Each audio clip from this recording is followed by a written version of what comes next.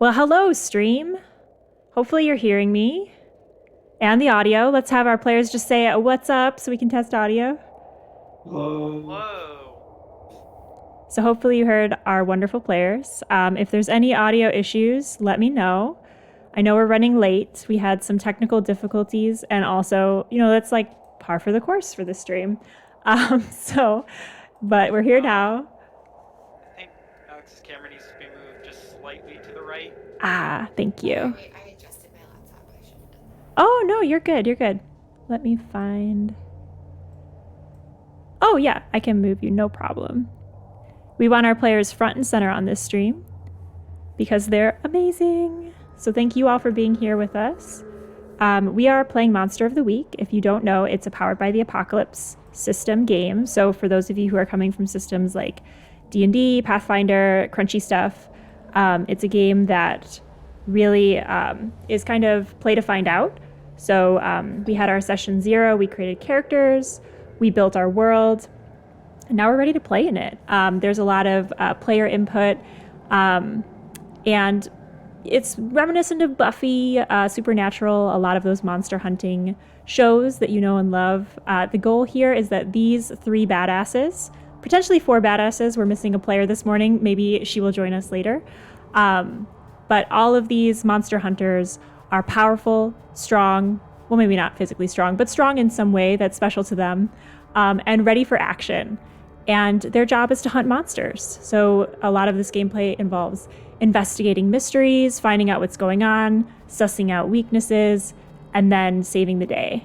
So with that, I would like to turn it over to the people. That make this game great. I'm just realizing, because it's the day of technical difficulties, I didn't update our players tab or our players command. So don't do the players command. I will fix it shortly. But I would let you players introduce yourselves so that our lovely audience can meet you and find out what you're all about. So with that, we're going to dive into our game, Monsters of the Week. Hopefully you're hearing some spooky Arctic music as the camera pans out and reveals a snowy ice-scape. There are mountains in the background. They are gray, covered in kind of snow drifts that are sloughing off the top of them. The sun is high overhead, and it's sparkling and reflecting back up off the snow. And our title of the show, which for all intents and purposes is called Monster of the Week, because we haven't named it yet, fades into the center of the screen. And with that, the show starts. We're cross-cutting from clips from last week, introductions to the characters, cool scenes.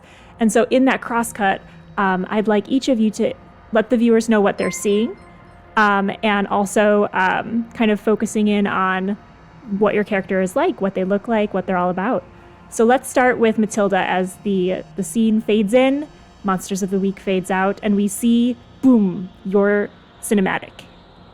Okay. So I think the camera does a wide circle, and in the middle of that is me and another woman clearly negotiating a hostage situation. And my character starts to put her gun down, it's okay. And at the same time, the other woman just shoots a crazy burst fire. And it cuts to a split screen of me on one side and her on the other.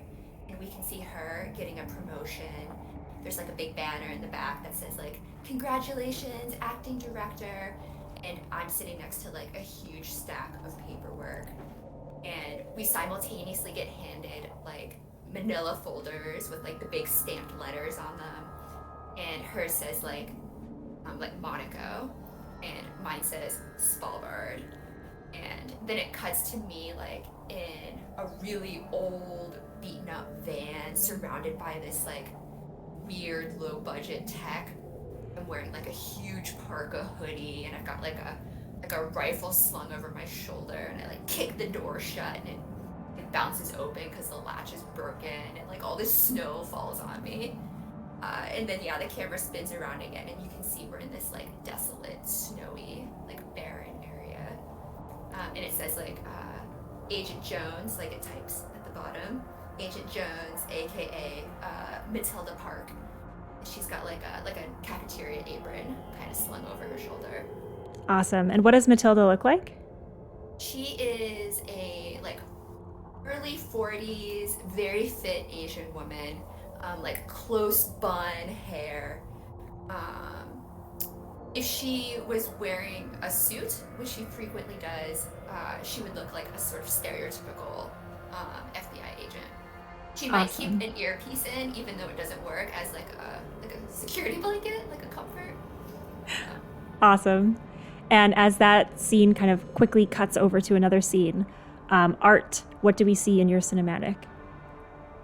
Well, I think the first scene is them kind of just at like one of those like plastic like folding tables with like just a line of various items, kind of like hands forward, like, you know, negotiating with someone over them. A very large, very intimidating man in the background. Again, doing that kind of circle around kind of deal. Then it'll cut to them sprinting away from something with someone you don't recognize yet, and Agent Jones. Like fist clenched around something. Mm-hmm. And finally that'll be the cut to now for my character. They are a pretty much average in every aspect. Average height, average weight, all that. Just with short, like, I mean, undercut kind of hair with the poop on the top. And wearing a giant, like, winter coat kind of deal, kind of like this. I appreciate the commitment to the role. Yeah. They probably have their fishing pole in a mount instead of like holding it or anything, and is flipping a coin. Awesome. And as that cinematic cuts over to Manuel, what do we see in your cinematic? Oh, you all see Manuel just sitting at a dinner table eating breakfast with his family. You know, he has his wife, he has his kids sitting off to one side, and he kind of, heads out, does the standard like kiss on the cheek, bye, I'll see you later. Gets in his van, kind of drives for a while, then it cuts to him kind of on this snowy road, suddenly swerving, being like, what the hell is that? Running into a monster. And then we see Matilda off to the side, and then this crazy chase sequence of like, what the hell? Holy shit, come on. And then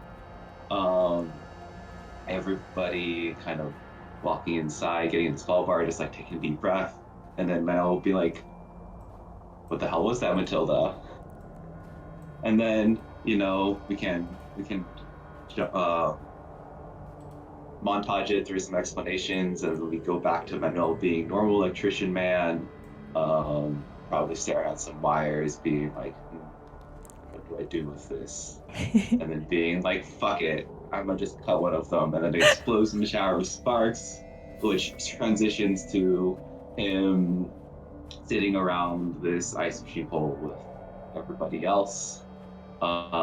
He's a young Spanish man in his mid 20s,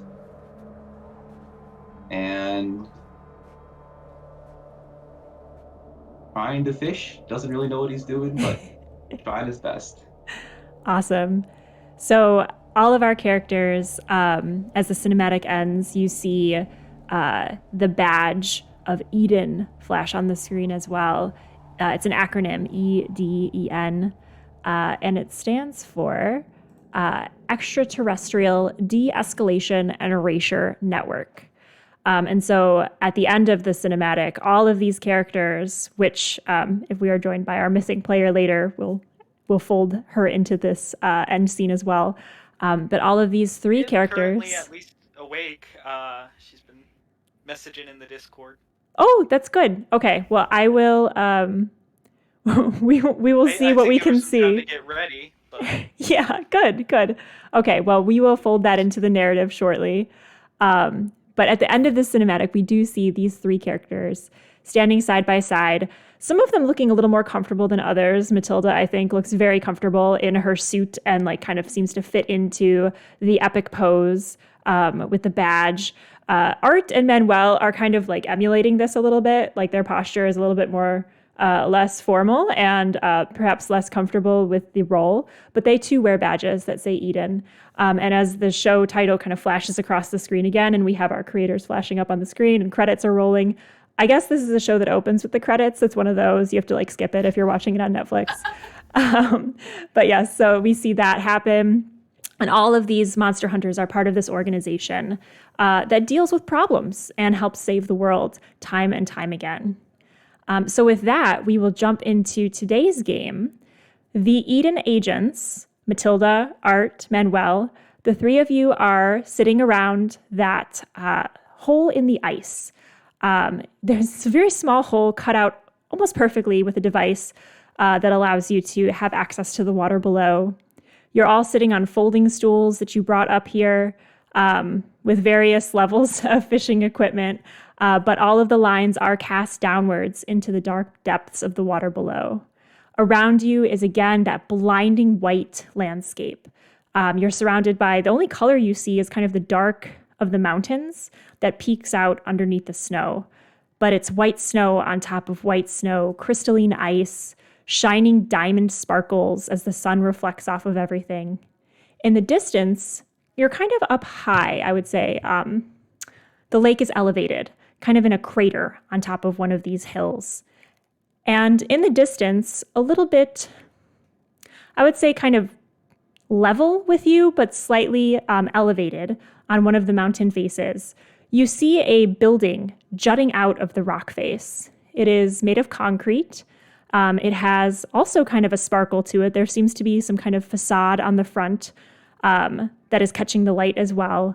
But it is it kind of looks like a I don't know, like a modem box, kind of tall and angular, and it is man-made and it is sticking directly out of the mountainside.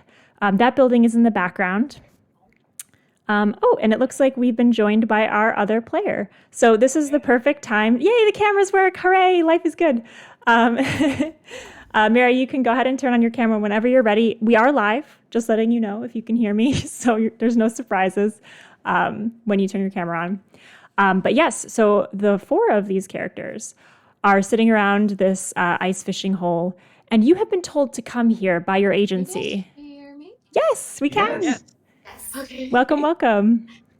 Oh, I am still getting all of these cords plugged back in. But Has let it me been a just go morning? on My video so that Allison can do her thing. You're good. If you want to keep it off, you can turn it on whenever you're ready. We troubleshooted. Look at us. That's why we're half an hour late, because we were troubleshooting.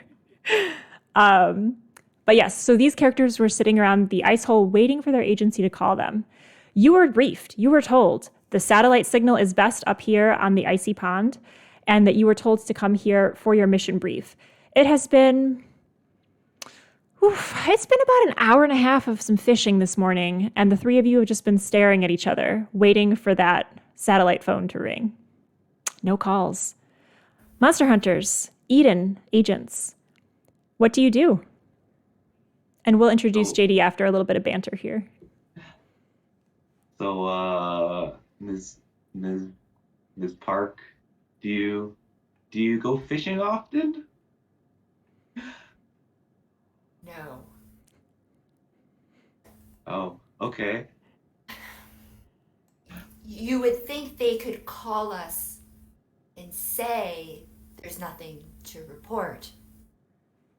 Right?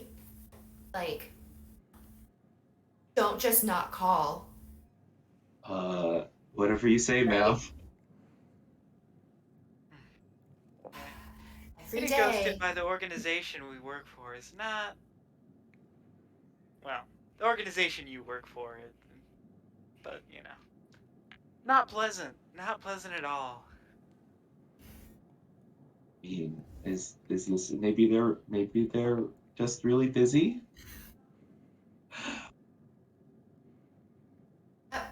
Really busy going to parties and infiltrating other fancy spy networks while we're up here. The end of the world. At a nice fishing hole. Boulevard's great though. You know, it's really important. We do important things. Seeds.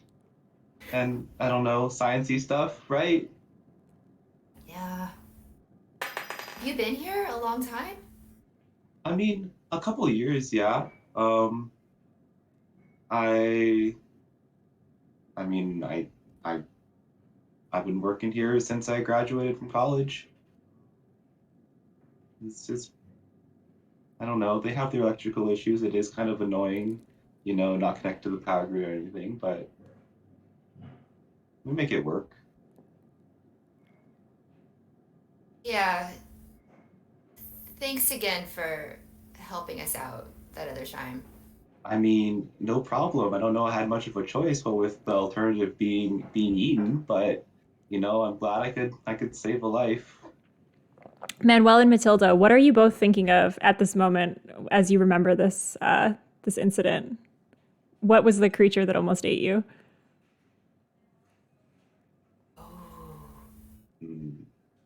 I'm thinking some kind of like giant snow worm that like tunneling through the ice and like I almost crashed into. Maybe I just popped up in front of me and I managed to swerve.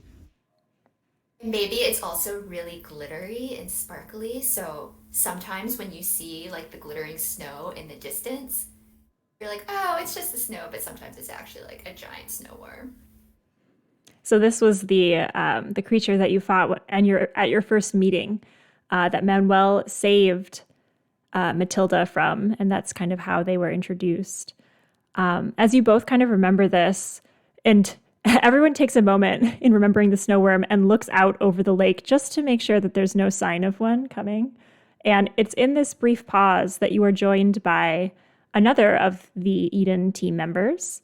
JD, would you like to describe your character's cinematic from the beginning, first of all, and then what your character looks like, what you're all about? Okay, yes. Yeah, so JD's cinematic, I would say, is she's explaining very eagerly to someone in a cafeteria line about how we're biogenetically engineering corn to erase people's memories and to turn all of our cells triangle shaped. Um, Jane Doe, aka Janet Donaghy, PhD, is a Miss Frizzle looking type with big frizzy red hair. She's kind of getting a smoker's voice coming on, but it's mostly normal. I'm pretty sure I can fight it back, you know, if I just really focus on it. And she's wearing all kinds of little, like, necklaces that are what superstitious and stuff like that, like chicken bones and things like that. No tinfoil hat, interestingly. And just a funky scientist who ended up working in a cafeteria. But I guess as she joins everybody else, she's gonna walk up and say, "Sorry, I'm back from my smoke break. I brought snacks. Do you guys want some trail mix?" I'll pass, but the offer is appreciated. Comic sounds lovely. There you go, bud. Thank you kindly. What I miss? Well, you're at a frozen lake, and you were told to come here by E.D.E.N to receive the satellite phone call of your mission briefing. Your friends that you just joined have been here about an hour and a half. They look cold. There's ice crystals forming on the edges of their hats and mittens. You're relatively warm, having just come from the kind of conical shaped building that's jutting out of the mountain. That was your point of origin. And so you trekked up here. There's a brief trail that leads through the mountain to connect the two areas. It's a great view up here. You can see actually below you guys, there's a small village. You can see smoke rising up from rooftops. There appears to be identical red shaped buildings with pointed roofs down below. But you're feeling warm, fresh, ready to chat or not chat. There's an empty chair for you, and there's a fishing pole leaning against it. And there's the satellite phone in everyone's hands, kind of like primed and ready to receive signal, to receive word from E.D.E.N. Well, All right, I let's do haven't some- gotten any fights yet. No? Yeah, you've missed a big fat nothing.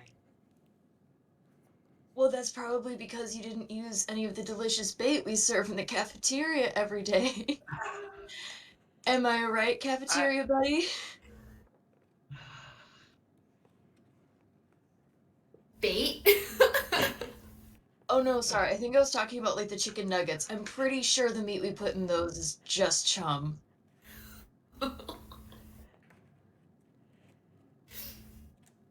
Maybe I we try can to send close my some to eyes when I'm Eden. cooking.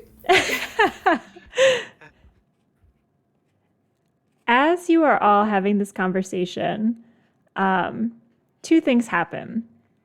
The first is that the satellite phone rings and indicates that a message is incoming from E.D.E.N.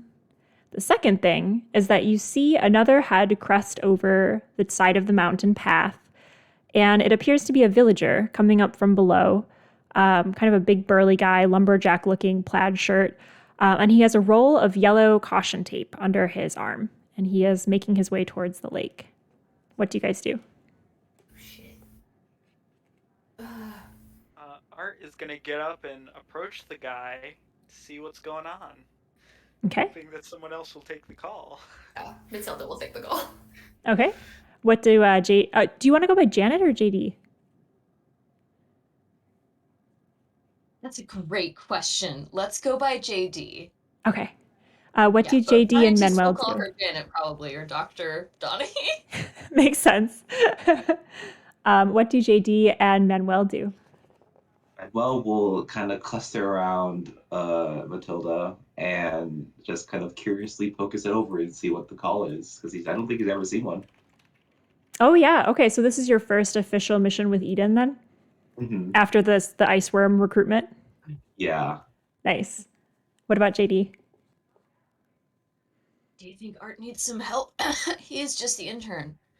No, I kind of want to watch and see what happens. Sure, you'll be fine. He'll be Come. fine. He'll be fine. It's probably just like a cop telling us not to ice fish here. Yeah. All right. So Art's heading over by himself? By themselves, yes. Apologies. By themselves? Awesome. All right. So Art is heading over there.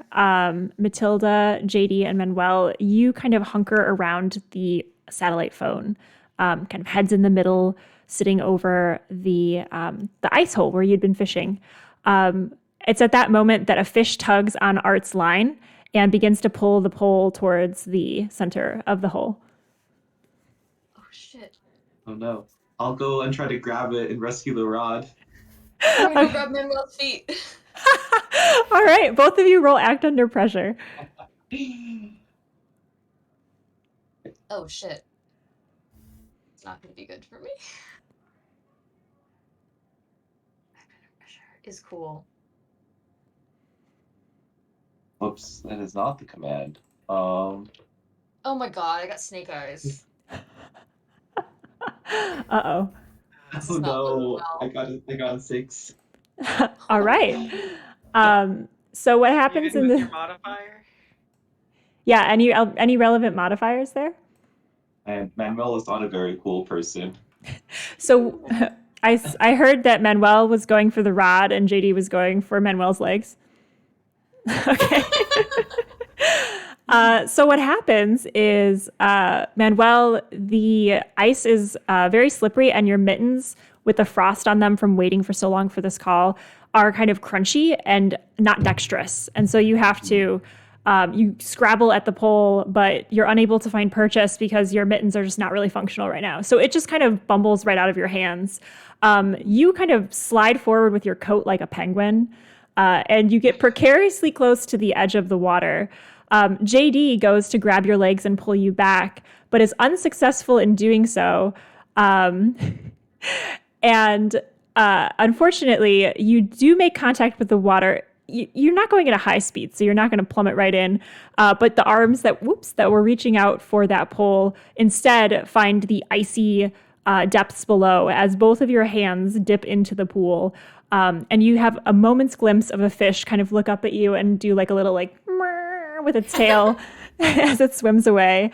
The pole is lost. And JD, you're kind of also penguin sliding, just like drifting as you have hit the ice in an effort to grab Manuel's legs. So that's what's happening with your teammates, Matilda, as the video phone comes into focus and your rival, the agent and now director, Mendez, who we saw in the cinematic at the beginning where you were not promoted and she was. Her face kind of pops into view on like this little holograph. She can see everything behind you, so she sees JD and Manuel kind of spinning around back there. She also sees you and says, "Reporting." Matilda will kind of rotate so that they're out of the screen, and I'm sure they're like flopping around behind her, so she has to keep like pivoting to keep them out of the picture. Agent Jones, stop moving. It's hard to track you. Yes, Director. Agent Jones, here. Where is your team, Agent Jones? You were all told to report. They're here. Art is neutralizing a civilian, and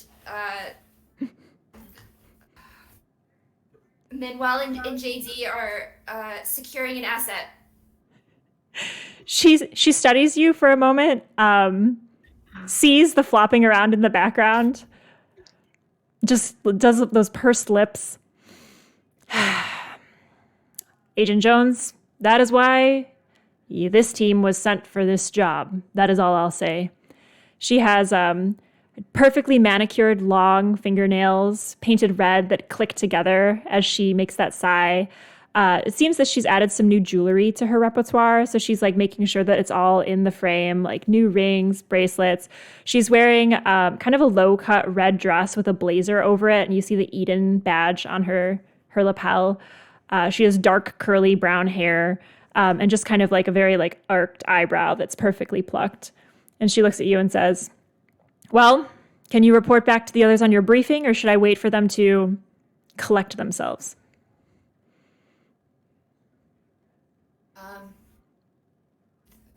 They're here.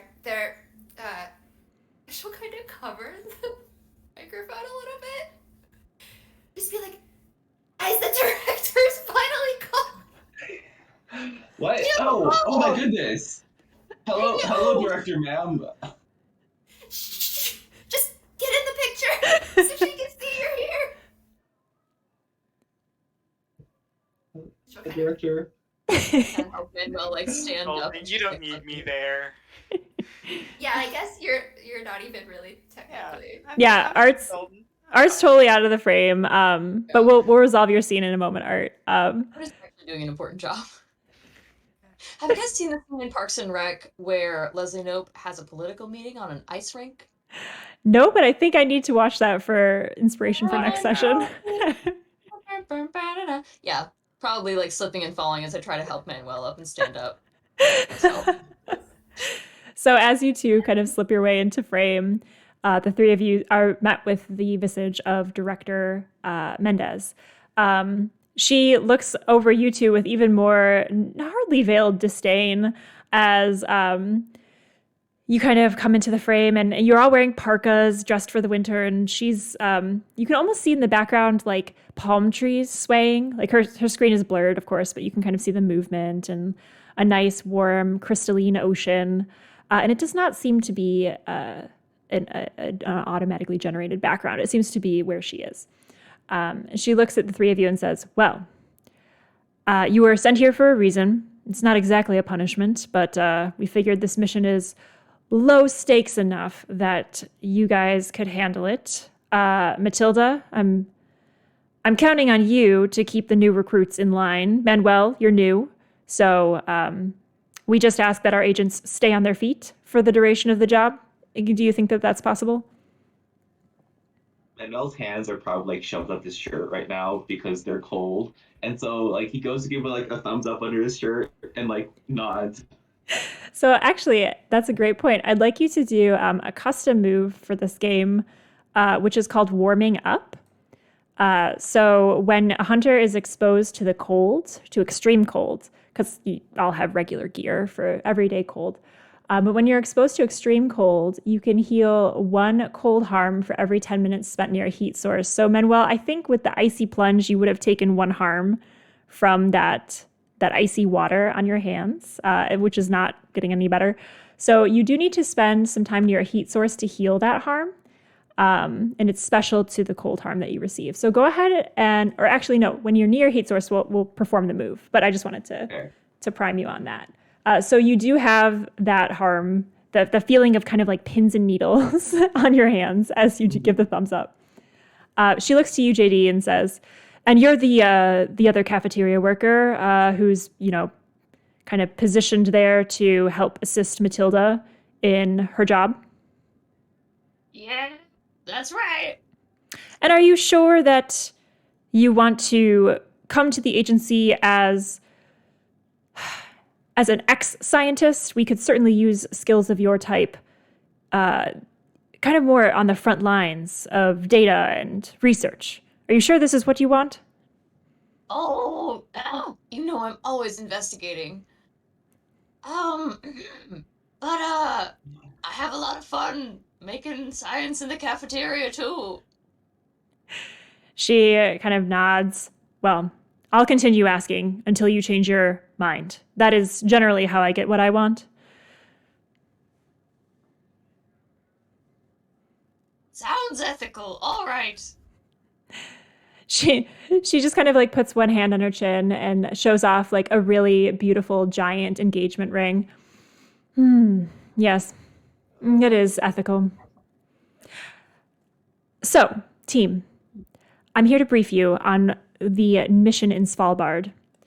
As you know, Svalbard Global Seed is the main attraction of your current location.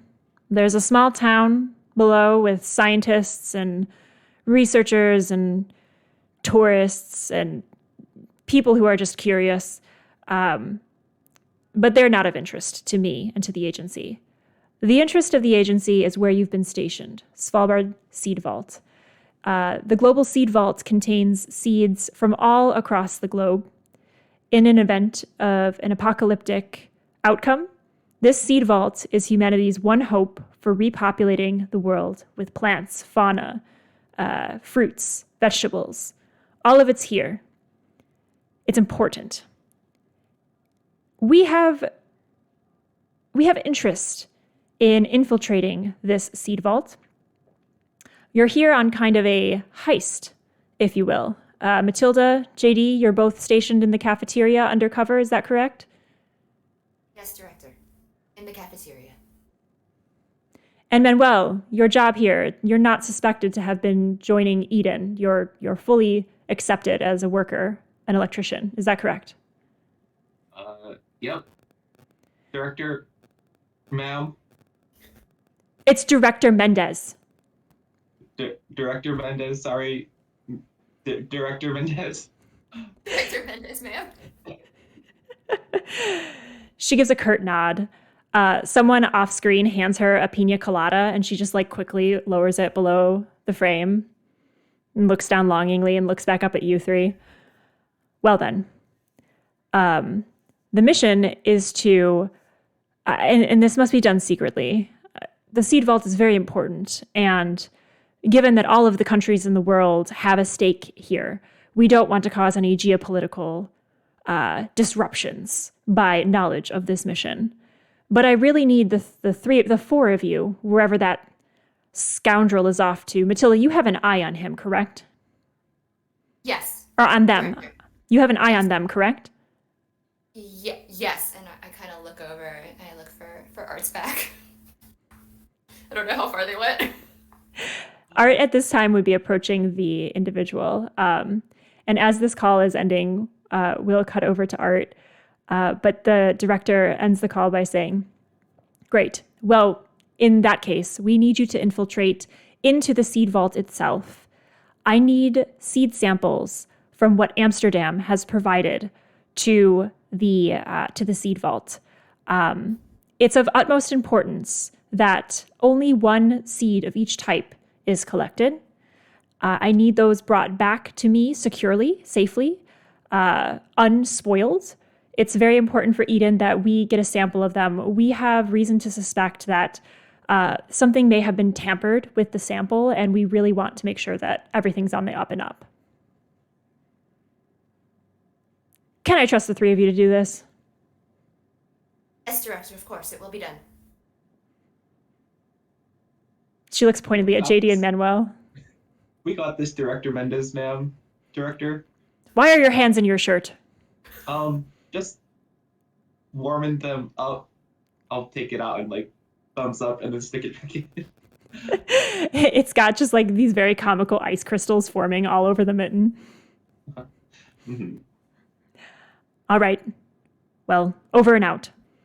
And as this call clips off, let's go over to Art's interaction with the individual who's crested over the hill. Art, as you get closer, you see this lumberjack-looking person has also some poles and has begun to jam the poles into the ice and begin to tie the caution tape along the edge of the pole and stretch it out, put another pole, tie the caution tape, and has begun to kind of rope off the ice fishing pool where the three or the four of you were fishing briefly. He kind of looks up at you and like waits for you to approach and to talk, just like tying the caution tape as he does so.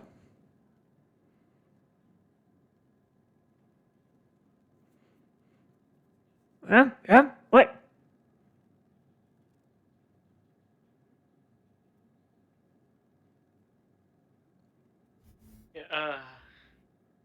Hello there. What's with the tape? What's with the tape? What's with the four of you? You're not supposed to be up here. We're ice fishing. This is the place that gets the best. What? Haven't you heard what's happened here? No. Well, good thing I ran into you. I saved your life. You owe me a beer. Maybe. What happened? Roll me investigate a mystery just to see how forthcoming this guy's going to be. That is a 10. Nice. Go ahead. Yeah, I believe you have hold 2. Go ahead and ask the first of the questions that you'd like. Yeah, let me pull up the basic moves because I forgot that they have lists of things.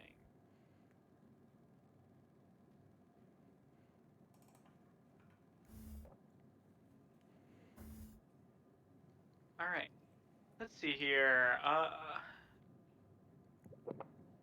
Well, hey, one of the questions is what happened here? Love it. So, as you ask this, he looks around and points to, and this is a very large lake. It kind of spans the entire crest of this plateau. The views are great all around the edge of the lake. And you see other ice fishing holes and other stations where people have chairs set up. So it seems to be the place to do this activity. he gestures kind of to these spaces and says, well, people have been falling through the ice, you crazy man. This is a small town. How have you not heard about this? People have just been plumb dying out here. We gotta figure out why the ice doesn't have the integrity it usually has this season. Oh, well, I will go get my companions and let them know. We'll No, be don't go here back next- out there. You're gonna die. You stay over here. You call them back over here. It's very, very, very thin ice. It must be. I mean, we were doing just fine. But that's strange. At least 4 people have fallen through this ice in the past week. Yeah, here. I'll just... Our camp is on the other side of the lake. I'd rather take the most direct route there, if I'm being honest. All right, it's your life, not mine. Can you at least get them to say that you said that this was your choice? I don't want to be in trouble. Sheriff sent me up here to set up this. You can record me, you can put me on record, whatever. This is my choice to go out onto the ice to retrieve my companion. I mean, you could tell me that, but when you die, they're not going to believe me. Record me, I don't know. Record you with what? He holds out his hands, and all he has is the caution tape and just like a big hunting knife that he had in hand. It looks like he had it as you approached, just in case you wanted to start trouble.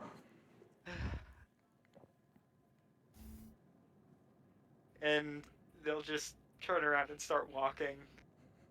He's like, all right, well, he yells out to the vista, just kind of down below into the cavern.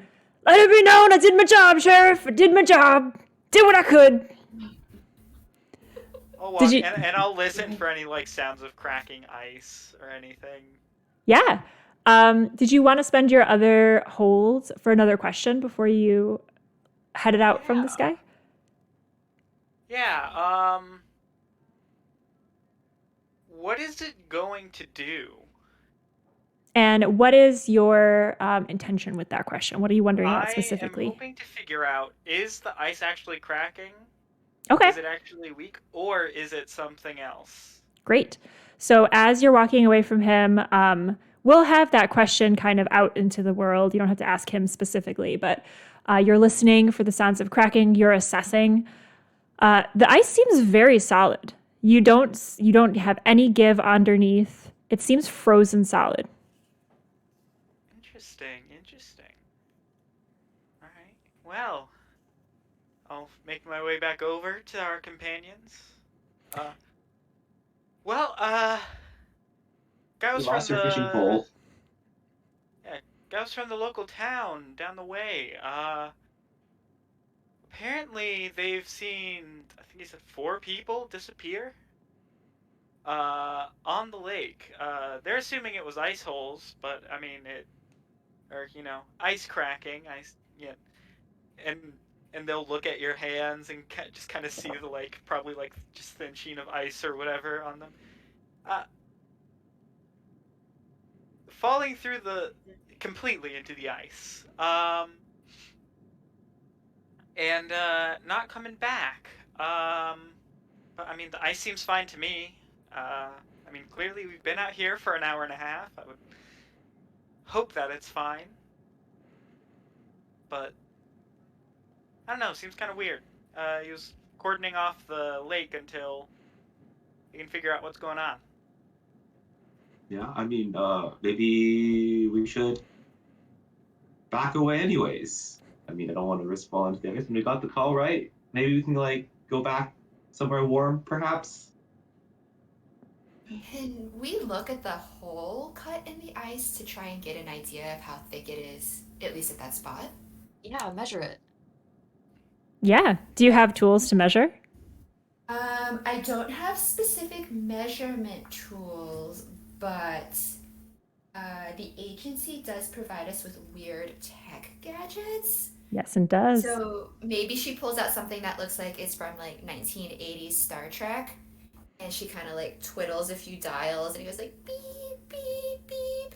It's whir, whir, and little lasers come out. It's Measure it. it's very over the top. Yeah. And it has a laser with kind of superimposed numbers on the side, glowing as well, and all different systems, metric, standard. There's like a new system that's all in like kind of Klingon-looking language. But yeah, you're able to discern that the ice is around, insert normal ice thickness here. 5 inches. I don't know how thick ice would be. Yes, in this world, ice thickness is safe at 5 inches thick, and that is what you find. However, your device, instead of going straight down like the laser beam, because it's kind of like when you're hanging a picture and you've got that like laser light that shows you how straight it is. So you're expecting it to kind of penetrate through the depths of the water and go straight down. It bounces off of something and pings right, pretty close to underneath the surface.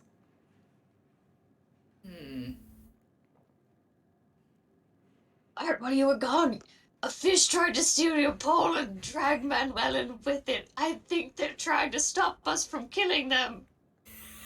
Can a fish successfully steal your pole, but failed to drag me in with it? I mean, I wasn't too concerned with it anyway. It's more just something to do. But But it was your okay. fishing pole, man. Also, oh my goodness, what does this thing do? What do these buttons do? Can I press one? Yeah, is that a question or a move that you have? Do you have a move? That's just a question. I don't have a move. I'm just wanting to press the button. It really sounds like a move from this game. What do these buttons do? Oh no, it does. Little jerk. This is just a question directed at Matilda. Sure. Here. Maybe you can improve it. I don't think anybody's looked at this until the past 20 years. I mean, I just start like poking at it, and if Matilda doesn't stop me, I might try to dig around for a screwdriver or something and try to take it apart and see what the wiring looks like.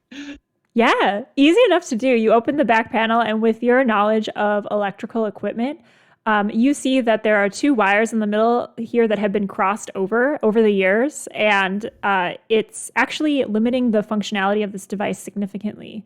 You think that if you uncross them, the device could do something additional. Oh, cool. I wonder what'll happen when I do that. I'll do that. I would say... I guess I'll have to take my gloves off first. I'm going to say it's a difficult environment to do this in, with your hands currently being how they are. So I'd like you to act under pressure. Normally, you wouldn't need to do this for your electric work, but in this case... Manuel, your hands look frozen. Let me help you. And I've got a medic move, which allows me to heal harm with a roll. So I think what we see her do is, so he's got frozen hands. I mean, I feel like in the Arctic, like, hot hands would be a fairly standard kit. Like a hand warmer pack. Yeah, I'm thinking it's like a heat patch that's got like you put like on your back or something. Mm-hmm. Like I don't know if anybody else does that, but it's like I do that, and I think it's got like pepper oil or something in it, so it kind of heats it up. I like capsaicin. Yeah, exactly. She'll just start like slapping them all over his hands. Awesome. Ooh, that stings a little. So we'll let the medic... It should sting a lot more, and she'll just keep piling them on. We'll let the medic move allow for the heat source to be brought into this frozen space. So that will kind of be your mobile heating unit. Manuel, if you could then roll our custom move, warming up. So go ahead and roll plus tough to see how you can heal this cold harm. Allison, I don't know if it's relevant, but the medic is actually a roll. And okay. Could potentially do more harm on Good. Yes, please roll that too. I love consequences. Okay, well, I got a 4. Okay. That affects things. Let's see how the medic roll turns out. Oh no, the dice are cold too today. I caused one extra harm. Oh no. I guess. I think she's just putting way too much on, and now she's kind of burning him. Okay. So I love this so much. So on the warming up move, it's custom. You take -1 ongoing to your rolls until you have had the opportunity within 10-minute intervals to try to warm up again. Your bones are just frozen. So, Manuel, you're taking -1 ongoing to all of your rolls till you can successfully warm up your hands. And then, as Matilda said, Matilda, can you describe how your medic roll has failed? Yeah, because I think maybe because his hands are frozen, it doesn't hurt as much as it would, and she's just like piling them on. And yeah, when she pulls them off, his hands are like bright red and like a little bit burnt. She was a little bit too overzealous about it. So, Manuel, you see this. Take an extra harm. So you should have 2 harm now. Ooh, I mean, I might have something that could heal that could heal those burns. whatever you say, ma'am. Let's double down. No, I mean, maybe let's wait until we get back indoors. Yeah. But you, unstable, I think. I think it might be 4, but he's getting there. He's getting there. But yes, you are able to successfully. Well, actually, did you? So this was originally from. I feel like we had too many rolls in between. Yeah, Did you roll your act under pressure? Okay, good. Go ahead and roll that. And again, normally you wouldn't do this for your electric stuff because you're good at it. So this is just a special situation because your hands are all messed up. I rolled a 9, even with my -1. Good. So on a 9, you are able to uncross the wires. The price you pay, though, you can make the decision if you want to move forward with this. You know that if you can uncross these wires, it's going to give you a little bit of a shock, and you're going to take 1 more harm on top of what you've received. Do you wish to fix it in this moment? Absolutely. I need to know what this does. All right. Go ahead and mark 1 more harm as the wires spark. And so you're kind of collecting damage types. You've got cold, heat, and electric kind of hurting your hands right now. We're all just standing there, totally fine. You need help. I think I got this. It's I gotta make a good showing. This is my first official mission. I gotta tough it out. You see in the background the lumberjack guy. He's waving his arms and he's like. The wires uncross and it says new functionality recorded, and the device can now do 1 additional thing involving measurement or weights or distance. So what would you guys like it to do? Distance to the nearest living person or living carbon-based life form. Suggestion. Before we do that, choice. The nearest carbon-based life form is probably going to be us. You could program it to avoid you guys if you wanted. Yeah. Like if you wanted to put your biometrics in there, you could be omitted from its readings. Maybe. Otherwise, I'm just picturing I don't know if any of you saw the new Phineas and Ferb movie, the device that swaps you with the nearest chicken. They were on another planet, so they swapped something for a chicken, and then tried to do it again, and it just swapped to the chicken that was right next to it. That checks out. Maybe I don't know, not atmospheric conditions, but if we try to, when we eventually put the seeds in some sort of container that we'll need to keep them unspoiled. So maybe something that can measure the interior air somehow that would help them not spoil so quickly. They're probably, if they're from Amsterdam, they're probably not supposed to be in Arctic air. You can track humidity and yeah, that kind of thing. Yeah, exactly. So air tracking, air quality tracking. Air quality, sure, cool. Yeah. So it has air quality tracking, and it can let you know when, how to adjust it too. Very specific tool. So. All right, we have an we have an AQI measuring tool. We thought it was just a ruler. But you do see that its ruler functionality has pinged something in the water just underneath the surface, in addition to now having additional functionality of measuring air quality. Is it Then supposed to we be go doing pretty that? I see that, but before we deal with that, can I just give you a little healing kiss? Just a little. Of course. Oh, sweet. Sure You look thing. pretty hurt. I'd like to penguin magic go, and I'd like to roll weird to like hug him and like heat him up. Yes. Yeah, as you guys have kind of picked up on at this point, JD has magical abilities. And it's not just the conspiracies that JD is always touting. You've actually seen these things pay off. So yeah, go ahead and roll plus weird. Well, okay, despite that, and oh god, okay, I rolled a 3 plus my weird stat, which is +4, so it's a 7. A 7? A 7 is a That is good. success. Oh, okay, good. Weird is +4. Yes. She's very She's weird. very weird. That's crazy. Love it. You said How do penguin you magic get go. I mean, she'll get +4? weirder. She'll get weirder, I think, as time goes on. Anyways. Is this one of your custom moves?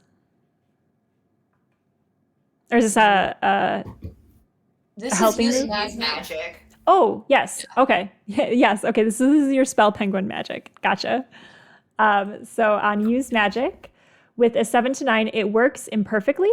So the effect is that Manuel heals 1. Is that correct? Yeah. Okay. So Manuel, you heal 1 harm. So the electric spark, the burn from that feels much better. However, there is a glitch to this magic, JD. So the glitch is that the hug. Can I take 1 harm from static? I love it. Yes. The hug is a conduit. So the electric spark, you kind of feel it just like jump into you, and your hair, the Miss Frizzle red hair, all stands up on end. So if you're wearing a hat, it's just kind of like growing up and out of your hat. Oh, it won't fit in a hat. It just like it's like a full afro. Like she looks like a pom pom. I love it. But yes, go ahead and mark 1 harm from that yourself, JD. All right. So as you guys are on this lake surface, in your investigation, you do see the ruler, when it was in the water, has hit something and indicated that there is something preventing it from extending downwards as you would have expected. And you also see the guy on the side that's like, get away, I'm going to lose my job. Like just kind of like wiggling you that way. Well, we That guy should seems probably get fun. off the ice before we do anything else, because he's freaking out, and there's also the thing under the water. I'm not sure I want to know what's been taking the people if the ice isn't.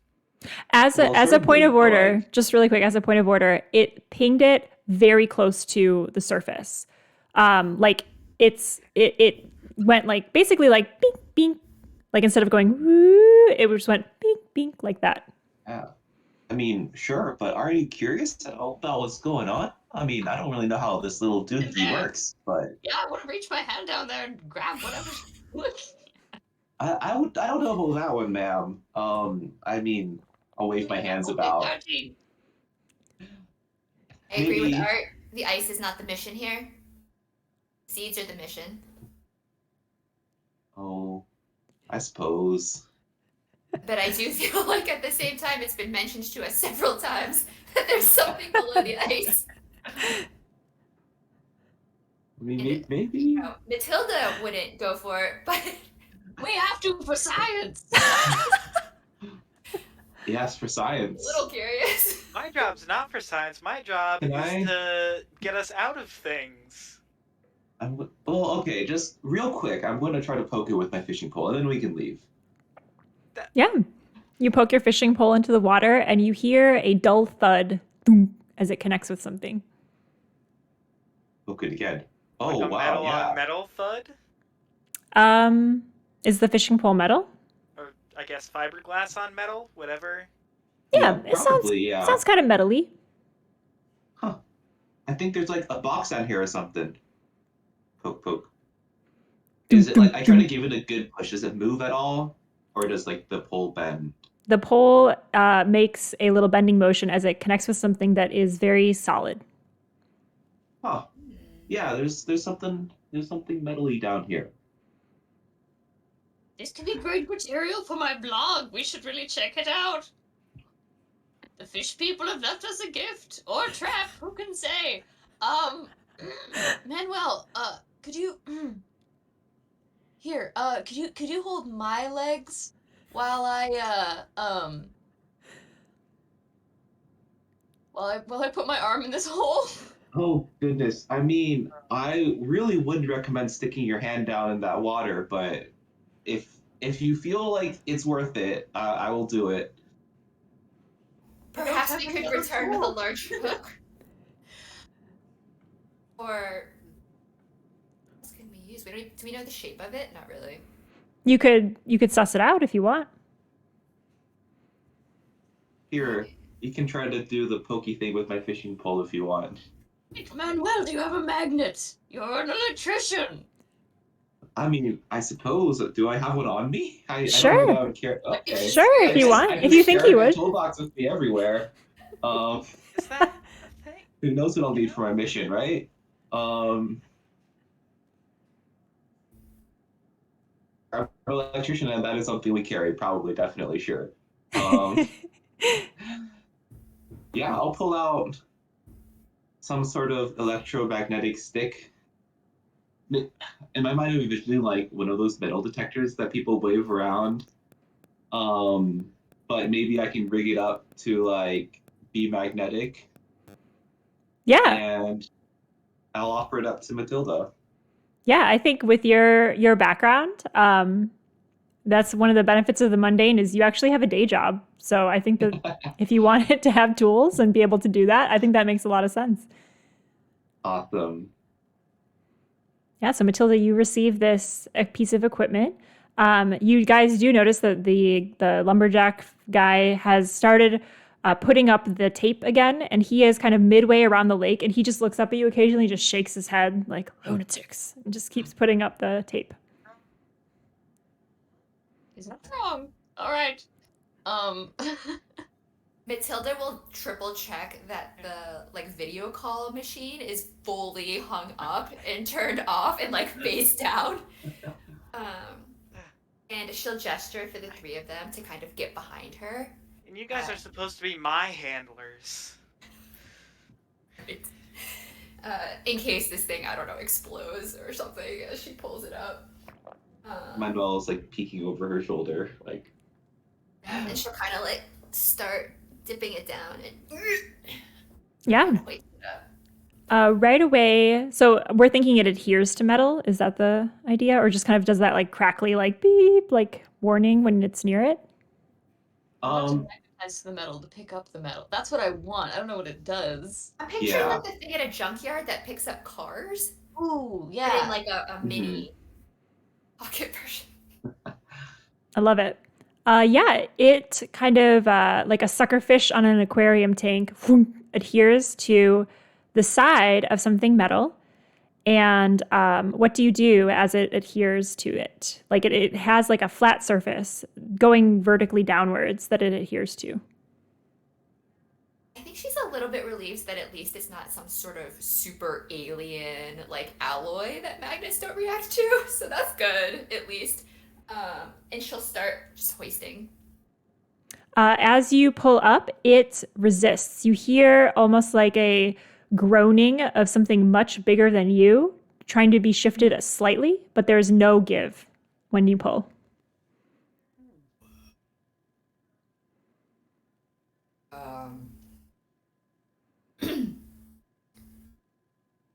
JD, I don't know if we're getting this out of the water. Okay, let's assess the situation. Kind DM. The laser thing, it beep, to a specific measurement to the side, right? Mm-hmm. Okay. I assume we have ice fishing tools, which means we have the thing we need to cut a hole in the ice? Yeah. The twisty dealy? Oh, yeah. Yeah, especially with Matilda being sent here to this remote location and your org having tech. You guys can, whatever like tool you think would make sense that you have, we can talk it over. Unless it's game breaking, I think it makes sense to have it. Because Yeah. who likes RPGs more than, oh, we need this tool. Well, we got to go to town. All right. Well, we got to go to town. Equipment right now. We basically have like guns and knives.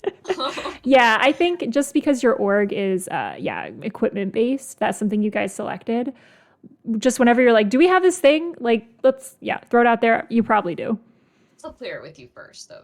Like insane. Yeah. I mean, I think it makes sense to have an ice cutter tool. Matilda would have been outfit and like pythons and all your Krampus. What is that on the bottom of? Yeah. All of the snow things. Yes. Yes, you have cramps also. Oh no, we might all. No, I'm gonna take the ice. I've never been ice fishing. The tool that is used to cut holes in ice. I think it says twisty dealy. If it's like a big, I don't know, chat correct me. But help me cut a hole in the ice. Let's go. I want to see what's in it. Really fast and then we'll leave, I promise. The guy has now made his way almost to the edge of the kind of he's been going around the edge that faces the town with a nice vista, and he's almost to the end of it. And he is just like, he's got his hand on his head, he's taking a break, probably like a big flask that he's pulled out of his pocket, and he's looking at you guys and he's like just looking at you. He's pretty far though. He's right? very far away. Yeah.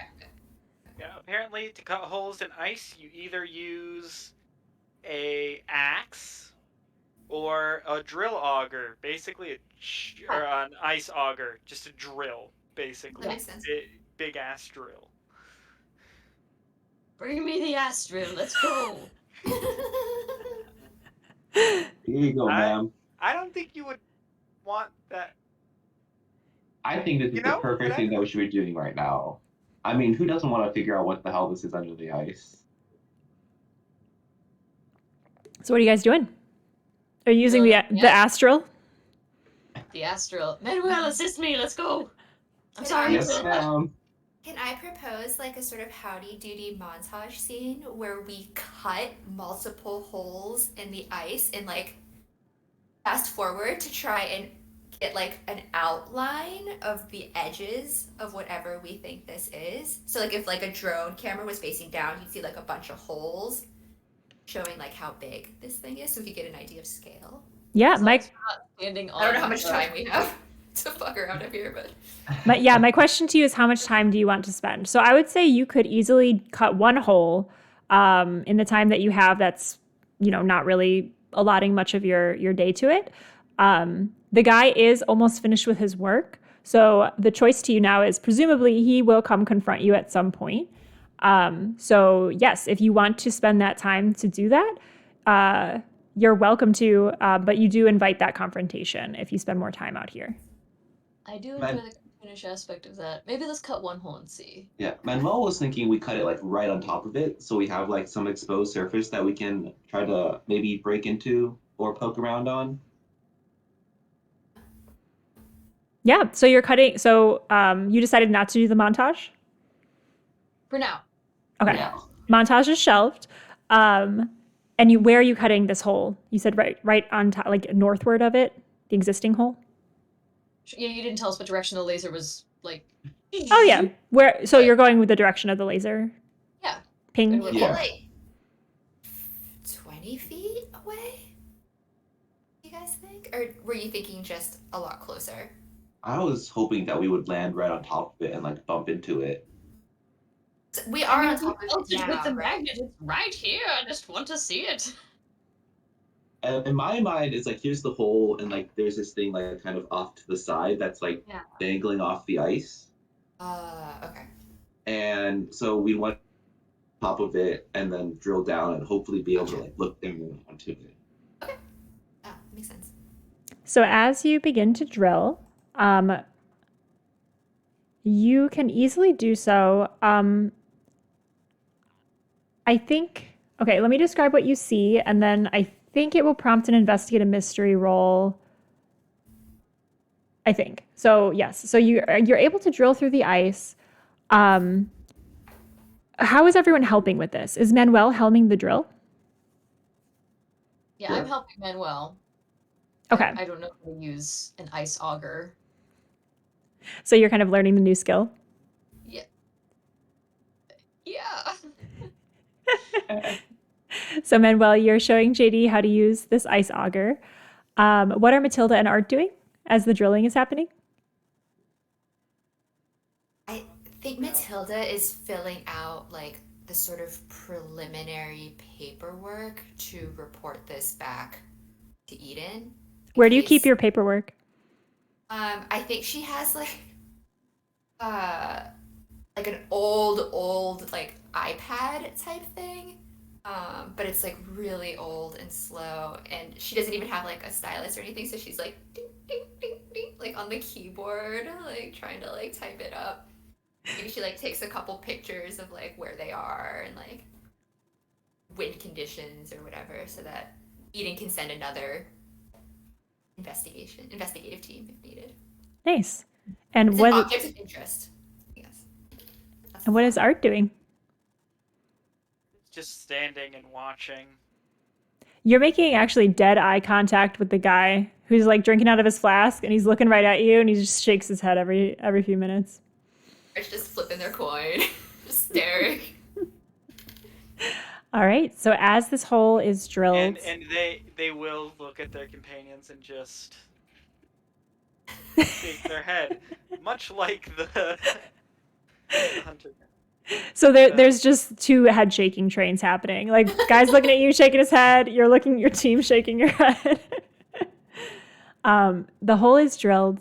The ice.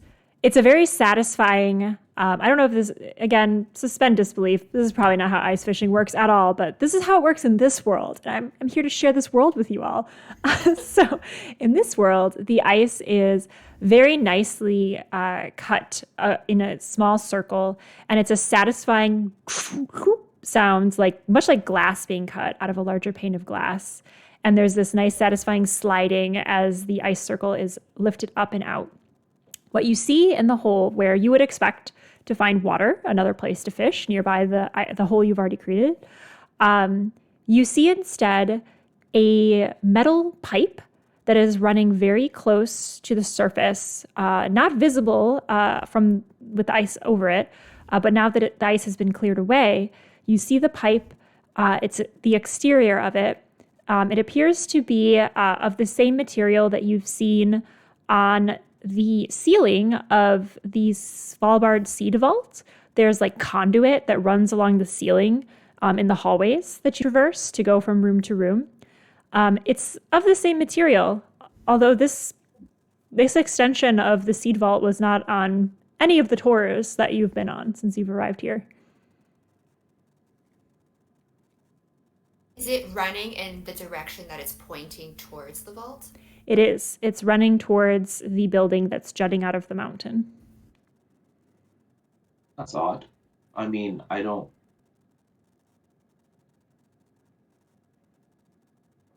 If anyone would like to roll investigate a mystery, I didn't know when to prompt that move, but Yeah. I think it might be appropriate. Very much. I will let our more learned folks investigate. That's plus sharp, right? Yeah. Yes, that Okay, is that's plus a sharp. 7. Is anyone assisting?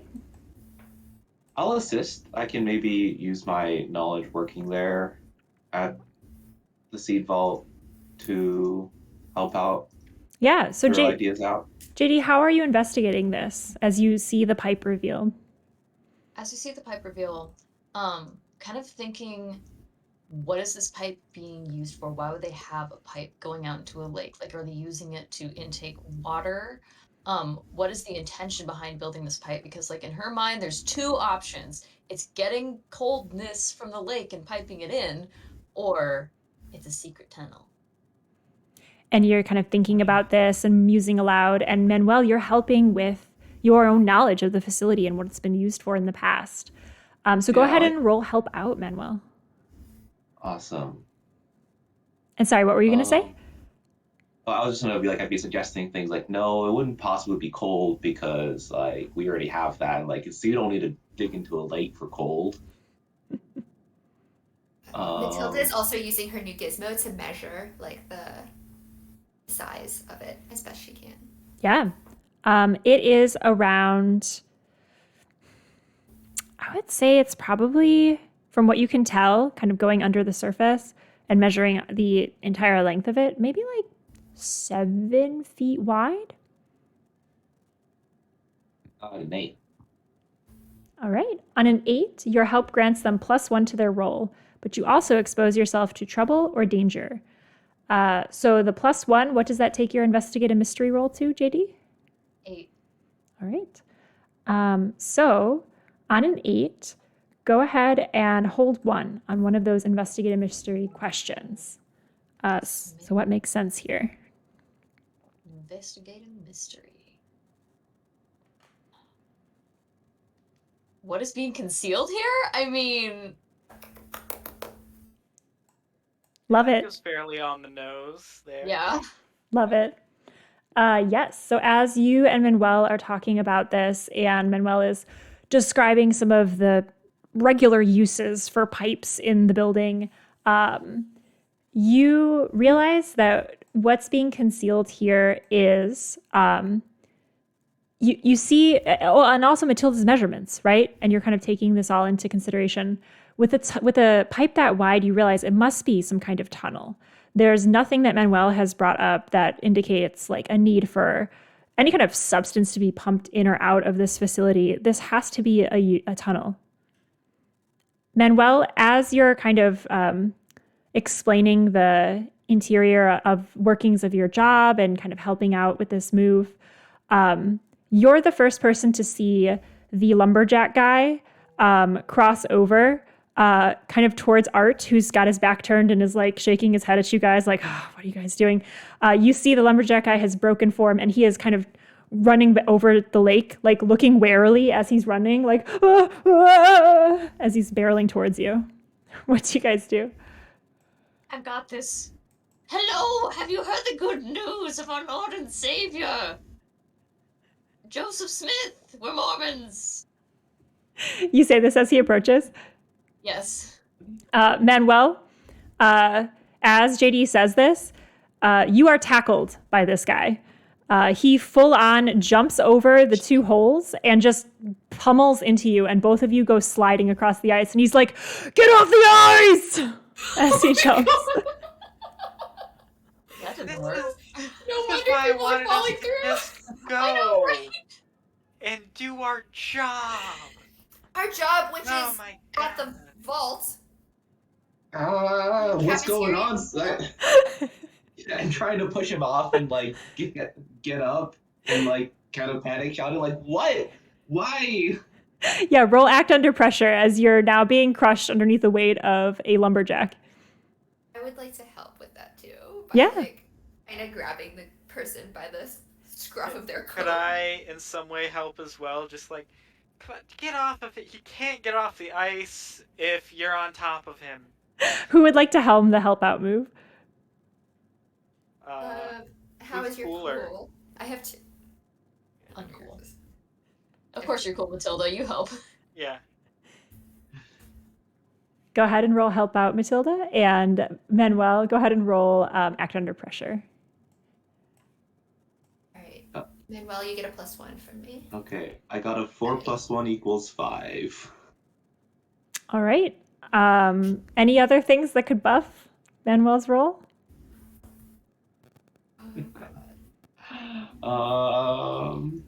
Is Manuel just gonna die? I hope not. The poor man. Not to lean into this, but I do have a move called Act All Weird to avoid something. Can I use that? Yeah, what does it say? It's when you act all crazy to avoid something, roll + weird on a 10+ you regard as unthreatening and unimportant. I mean, you can certainly do that, It but meant to help. Okay, he already decide. thinks you're pretty unimportant as you told him about John Smith or Joseph Smith, and he just like flew past you like just a full-on He doesn't care superhero about jump. me. Okay, yeah, all right. That's not gonna help, and I don't have + cool. You're on your own, bud. I'm sorry. So with the help of Matilda, Matilda kind of scrabbling at this guy's coat, your hands grab into the fur of the hood, and it detaches. And so you're just left with a little squirrel-looking fluffy tail in your hands as he is on top of Manuel. And Manuel, you take 1 harm of crushing damage as this guy's bulk lands on you. I do believe that might take you to 4. Oh no, you're No, healed I was once. healed by JD. JD. Yeah. Good. Yeah, Here. you take the harm from that. Yeah, and he is just crushing down on you, and he's like, "You fools! I'm gonna save your life. I'm not gonna go to jail because of you guys. Come on!" And he's just trying to like drag you as he's crushing you, just like army crawling All right, across the ice. Sir, please, I'm going. We're leaving. Please get off of me. I'm trying to. He pauses. You sure? Because that guy or that person over there said that that you guys were gonna get off the ice, and you didn't. You've been out here for long time. Yeah, promise, I swear tried. on All right, I tried. my mother's grave. I will get off this ice. Oh, well, rest her soul. He stands up, but kind of has you in like a little headlock. So he like stands up with you and just has you real close under his armpit. He smells like whiskey and firewood, kind of like a smoky smell. And he's got a big bushy beard that's tucked into his scarf and jacket, but you can see it kind of trying to push up out of the confines of the winter wear. And he looks at all of you and he's like, "I know this fella. I've seen him around the seed vault. I don't really know you guys. Just get off the ice." We're leaving. Yes. I awkwardly reach up and Yes, pat him on the shoulder. we are leaving. And Yep, they will that's it. glare at the rest, at the ones that aren't being held in a headlock right now. No more evangelizing the fish people. We're going to go right now. Everyone Okay. pick up their ass Can you pick up my grill. tools for me, JD? What? Can you pick up my tools for me? Oh yes, of course. There's the tools. I have it in At my the hand. at the mention of Sweet. tools, he looks at the hole you guys created in the ice, and he's like, "Are you plumb crazy? This ice is killing people. You're drilling holes in it." Agent or Matilda will like very quickly get in between eyesight of him and the hole. Be like, "Yeah, we're leaving. All right, good game, everyone." This is why tourists cause nothing but trouble. Come on. And he kind of march walks with you, Manuel. Are you resisting him in any way as he kind of drags you under his armpit? Are we going in the right direction? Yes, he's heading back towards where he came up here. All right, fine. I'll go. If we're going in the right direction, I'll just go with them, and then I'm sure he'll let go once we get out of the ring. Oh, and if he doesn't, we can worry about that later. As you continue walking with him and don't resist his efforts, he reaches into his pocket and pulls out his flask and hands it to you. There you go, my friend. Appreciate it, but I'm afraid I don't drink. You guys are crazy. I do. And I will happily take that off your hands. He looks over to you, Art. A little mad at you, but well, bygones are bygones. And he hands the flask over. So, Much appreciated. Are you like a sheriff or something here? You Like s- a parks person? You see him puff up. That's very kind of you to think so. I was told by the sheriff to come on up here and get you guys out. We're visiting from Texas. We're here to bring a little law and order to this here snowscape, and yeah, we're I'm like a deputy. Oh God. Pleasure to meet you, Deputy. No, Deputy Finn. Oh boy. Well, nice to meet you, Deputy Finn. I'm John Deere, and these are my companions. Hello, companions. As you guys are walking and talking, you finally clear the edge of the frozen lake. From this vantage point, well, you have to step over the tape that he's set up, caution tape. From this vantage point, you can see the smokestacks of the rooftops of this quaint little village. You see a big satellite dish that is kind of beaming signal into this remote snowscape. There's a lot of mountains around, so it's hard to get signal, and this elevation is great for doing so. You see that satellite dish kind of in the middle of this town below. The buildings are all pretty much red with snowy rooftops. In the distance, you see a harbor. It has piers, docks kind of stretching out from the shoreline. And there don't appear to be that many ports, but in each port, you do see a large ship. The ships look very new, like very well outfitted, and you see many different flags flying on all of these ships. Kind of to the right of this is like a smaller shipyard with rusty bottom boats and things that are kind of stacked up on top of each other. And even from a distance, you can tell that that's not really used as much. But every single port is full of something much newer. From this distance, too, you can see the seed vault itself. You can see the kind of crystalline facade on the front that catches the light and refracts it like a kaleidoscope. And a long runway that extends down below into a set of stairs that leads into the village, and the small, more rustic path that kind of winds through the hills and eventually meets up with the front doorway. There does not appear to be any other way to get into the seed vault other than the front entrance, as it kind of has a smooth concrete surface that extends back into the mountainside. Finn looks at you and says, well, this is officially the end of my interaction with you folks. If you need anything, you can find me or the sheriff down in the town. But as I said, there's been a lot of people dying out here on this lake, and I do not appreciate having the need to babysit you. So thank you very much. Stay off. All right, see you later, Finn. I'm going to pat him on the back, and I would like to place a glitter stamp. With your magic? Yes. Yeah, roll plus weird to cast a spell. Okay, that's 10 plus her weird score, so that's 14. Holy moly. No. Wow. The magic works without issue, so go ahead and choose your effect. Anything else you wanted with that spell? I mean, I would like the back of his jacket to say, Juicy Couture in pink glitter. It does so. And it kind of is patchy as well as the lumberjack print. So there's like different tones of color and sparkle as it matches in with his plaid.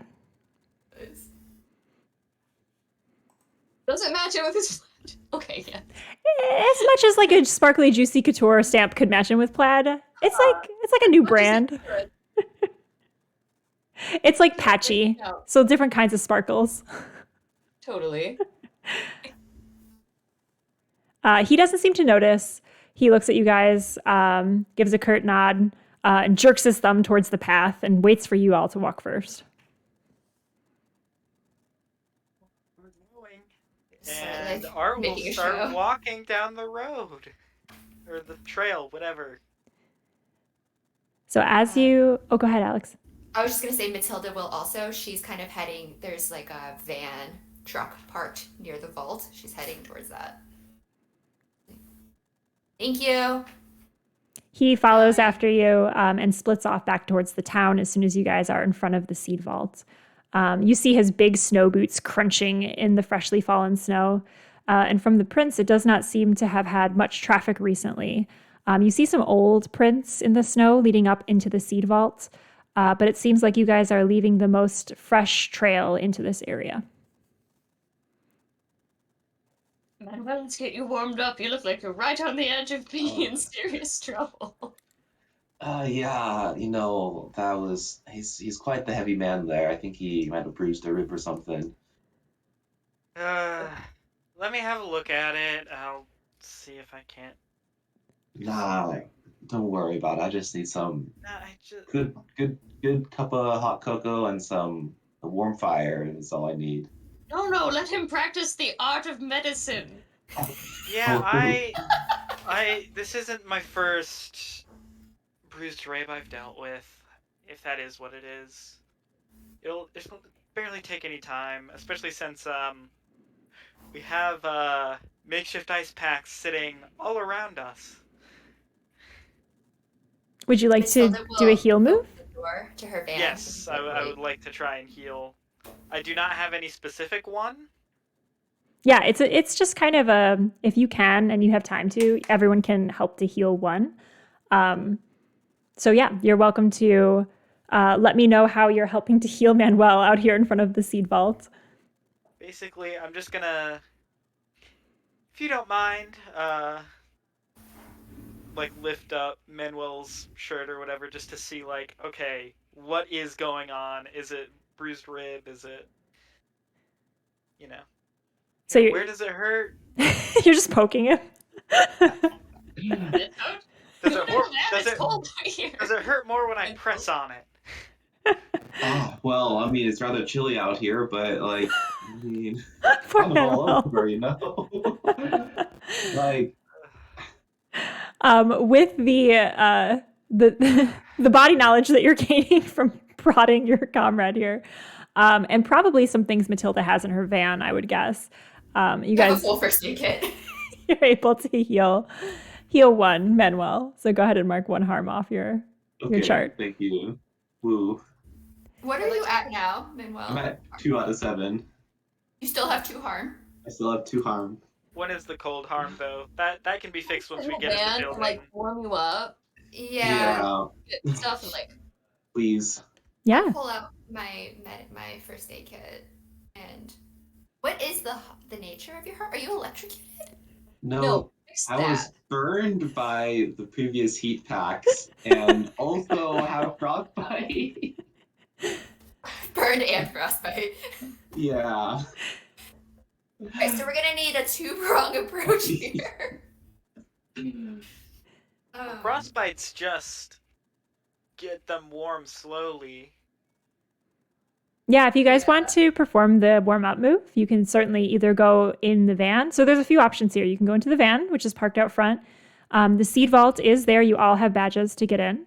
And there is also the village below, where you know now that there is a sheriff who is kind of visiting town.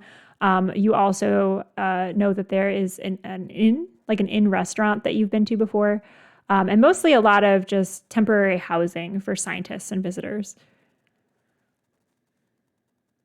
So let's warm up in the break room in the seat vault. I'm sure we can maybe grab some hot water there as well, which would be greatly appreciated. I was actually, not to contradict you, man, I was thinking we could do the van so we could make a little plan about how we're going to infiltrate this place where we already work.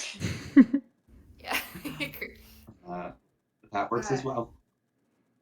And you'll see the van has been recently outfitted with some very old surveillance gear. So that might help us too. Maybe try to figure out where the tunnel goes. Like where it connects with the vault. As a quick side note, JD, in seeing the surveillance gear, you're reminded of the surveillance gear that you installed recently, not too long ago, to watch Tyrone 2. I don't know if you want to share a memory with us of that gear that you had purchased.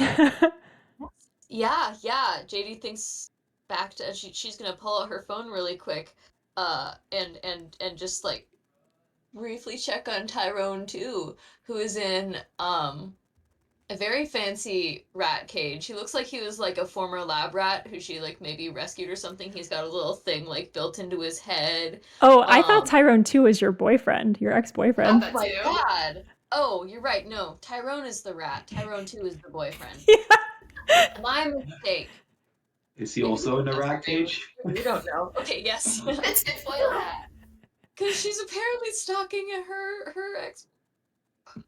I'm just gonna peep the little, like, there's like maybe 4 cameras in his house and like a measure of his like heart rate or something like that. Yeah, you see JD pull up her phone, and the signal is spotty, but luckily the equipment that you've been given from E.D.E.N allows you not to connect with the E.D.E.N agency whenever you want. Unfortunately, that's by the special satellite phone, and it has certain signal locations. But for your own tech and your own purposes, you're able to get a grainy signal in of this camera that you've set up with Tyrone 2, your ex, who I believe, correct me if I'm wrong, did he leave because you were getting a little like like kind of spying on him and like being suspicious of him? Yeah, because she was treating him with suspicion. I wonder why he thought that. The secret, So weird. the secret camera. Where is it in Tyrone 2's house? There is a camera, like a ring camera at his front door type thing. There's one in his kitchen. There's one in his bedroom, and there's one in his fridge. So you see the one in the fridge. It's activated with movement. So he's opening up the fridge, the light goes on, and the camera illuminates. And you see kind of like a fisheye lens of Tyrone 2. He has a lot of freckles. He's got kind of like tousled hair. It looks like maybe he just woke up. Whatever side of the world he's on, it's earlier than it is here. He kind of fumbles around, finds some orange juice, and goes to close the fridge.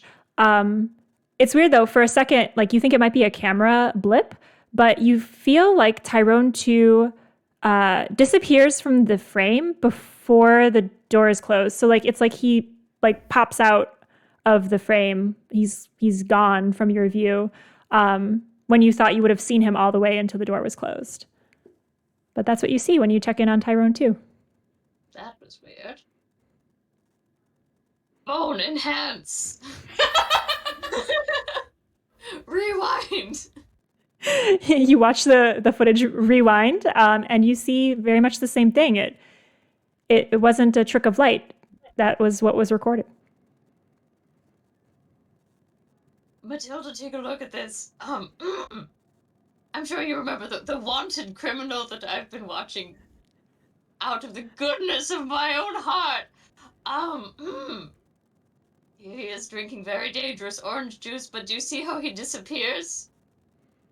And Matilda, who knows that JD is on E.D.E.N's watch list, absolutely knows who Tyrone 2 is.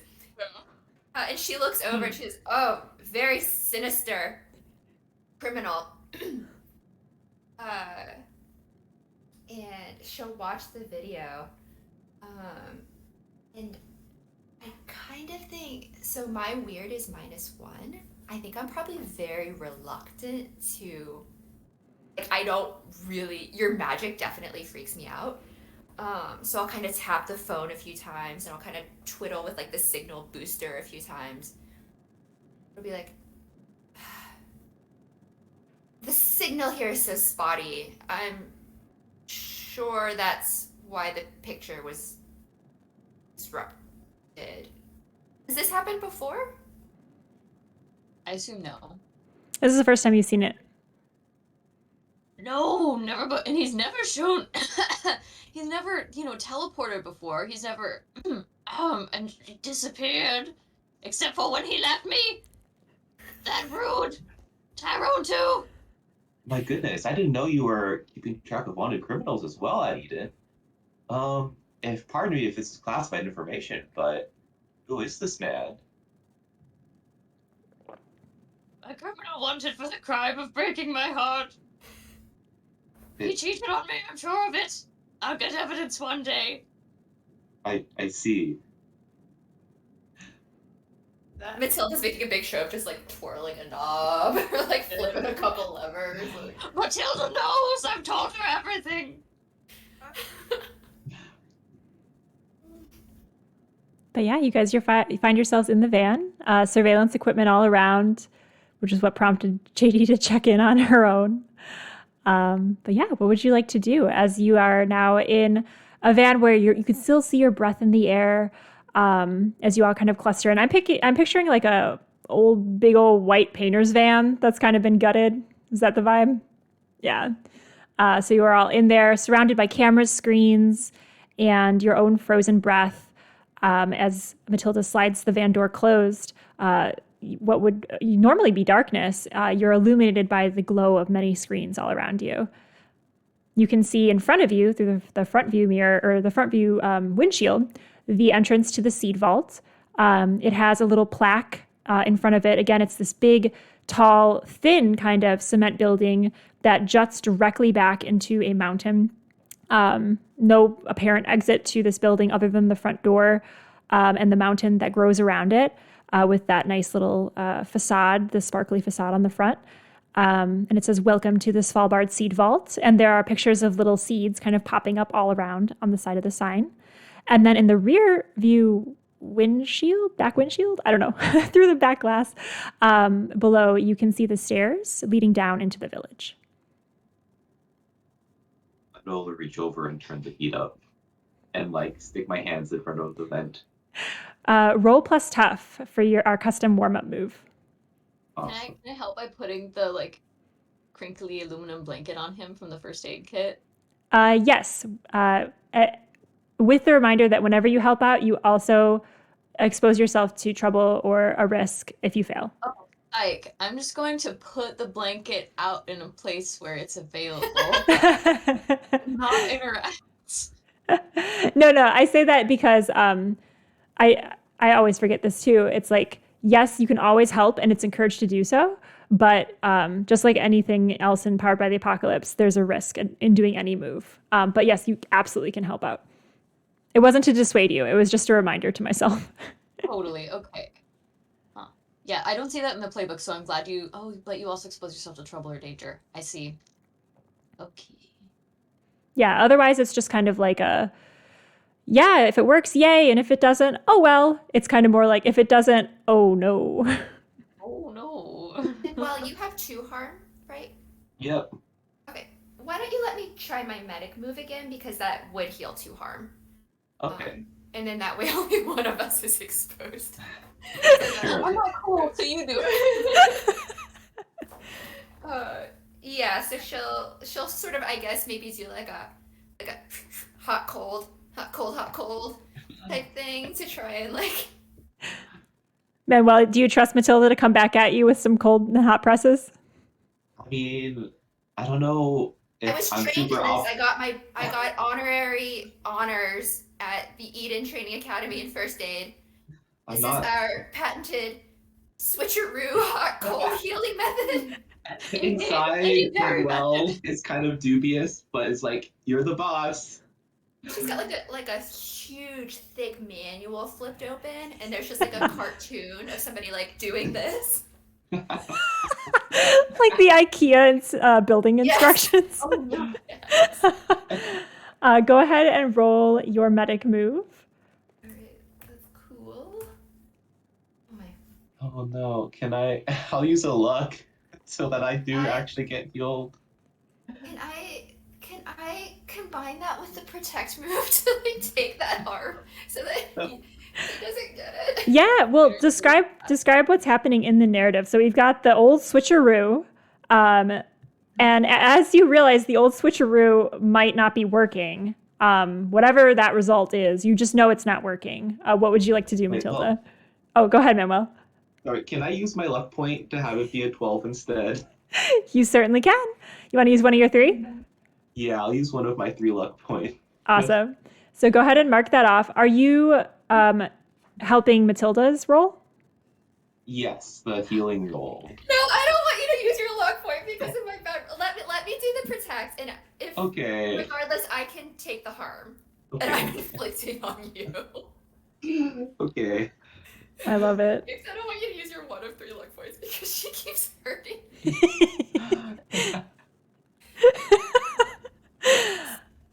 So as you know, the old switcheroo is not working, Matilda. How do you protect Manuel from this injury that you have again caused him?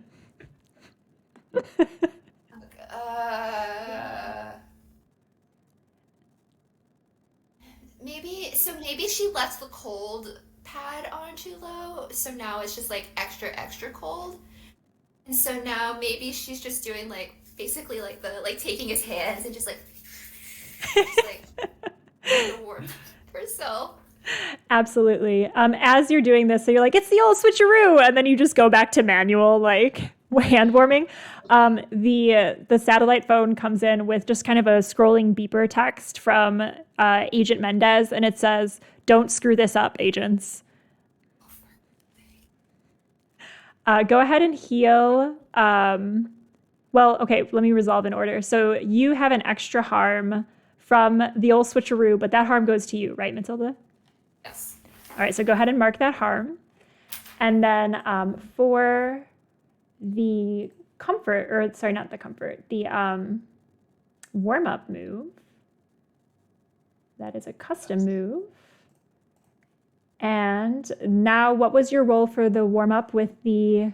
Well, I guess you didn't get any help, right? You just rolled what you rolled? Yeah, I haven't actually rolled that yet, so I'll go wonderful. do that now. So that's what's Plus happening tough? with Matilda. What's happening with Manuel? Yeah. Yes, plus tough. That's a 6. Oh my gosh. I hope you guys roll better after our break. With a Nice spot, 6, man. you take a -1 ongoing to your rolls until you've had the opportunity to try to warm up again. Is it an additional -1 on top of... Oh, wait, that's a 5, because I forgot about the -1. Does that change things? So now I have a -2? Now you have a -2, yes, until you try to wow. warm up again. If you succeed on the warming up roll, you can take the harm away as the cold harm away as needed, and you can also erase those minuses once you warm up. Okay. So despite Matilda's warming of your hands, just kind of trying to create that friction and like, I'm so sorry the switcheroo is not working, you feel the cold set in even more and you have that harm. Oh, wow. Thank you so much, Matilda. That was very helpful. So you're at a -2 ongoing and 3 harm? 2 harm? 2 harm. 2 harm and -2 ongoing. Wait, does the -2 ongoing apply to the heating up rolls too? No. Well, I don't know. We can talk about that. I didn't write it that way, but I guess it would make sense that it would. Yeah. Yeah, I think it does. Sorry, my directive is to make the world dangerous, and I guess sticking your hands in an icy cold pool of water is it. I have a move called Deal with the Agency, which would allow me to request help or gear or make excuses for a failure. Ooh. Would I be able to ask them for like basically like one of those mummy sleeping bags that's like super duper, like something that would help Manuel heal Yeah. despite my numerous fuck-ups attempting to? Yeah, you can text that in to the satellite phone. It still receives texts, even though you're not up in the signal area. So you're sending that text immediately after Director Mendez says, "Don't mess this up." Yeah, and that's a roll, actually. That's a sharp roll. Go for it. Which is a -1. Oh my god. You got this.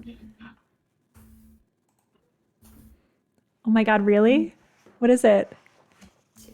What? Have you guys rolled like any successes yet? A 2. I rolled a resounding success on the That's investigative true. mystery. Oh, and the Juicy Couture was like a really good roll. Oh, wait, what a waste! I guess, JD, do you want to use magic too? No, yeah, I mean, I was... JD's actually in the process of, like, using a hairbrush to brush out the static in her hair, which you're not supposed to brush curly hair, but she's gonna, like... She does it. What's the song from Rapunzel about having hair and you're supposed to brush it and stuff? I don't remember. She's singing that like a crazy person, and using magic to try to de-electricity her hair because she has a harm Okay. right now. So, That's okay. yeah, absolutely. So I would say, I'm just looking up your professional move. What is the consequence of that one? I screwed up. I might be suspended or under investigation or just in the doghouse. I certainly am not going to get any help until I sort it all out. I was already in the doghouse. God. Oh, I just noticed our Frozen song stopped playing. Hold on. There we go. Whoops, sorry guys.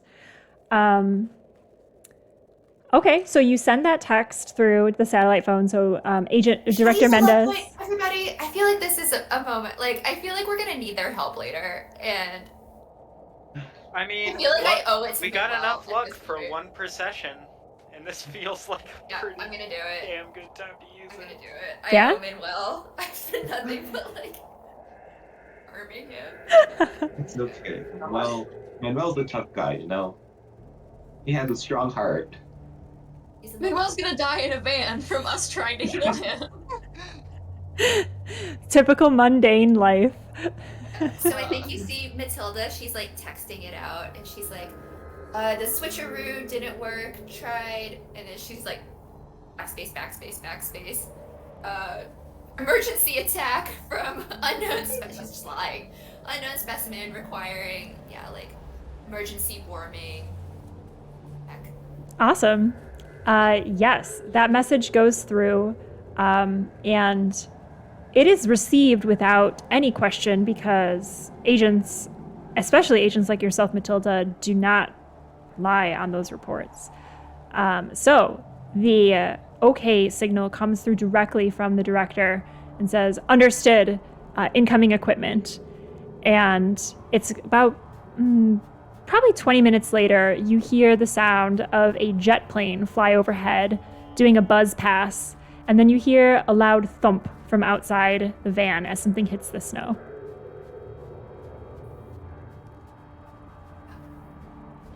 Open the door, An run out, pull it immediate care in. package.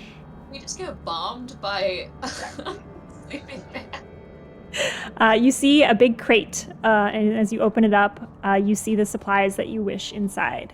So what do you see? Yeah, definitely some sort of like wrapping, warming. I was picturing like a hooded mummy sleeping bag that we can like zip him up into.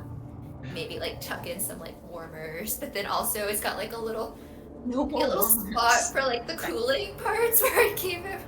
Maybe some burn salves. Yeah, some burn cells also. Yep, It's absolutely. like hooked up like attack type thing, so we can like dial in like the correct temperatures and. Okay, so I will say, although this isn't resolved for future instances of this, in this situation, because you got help from the agency, we will eliminate the -2 on your warming up roll so that you have a fair shot of warming up with all of this equipment. Okay. I think that makes narrative sense. Okay, so I roll again. Yes, after 10 minutes go by. So at this point, it's been half an hour. So half an hour has gone by since you exited the lake. you exited the lake.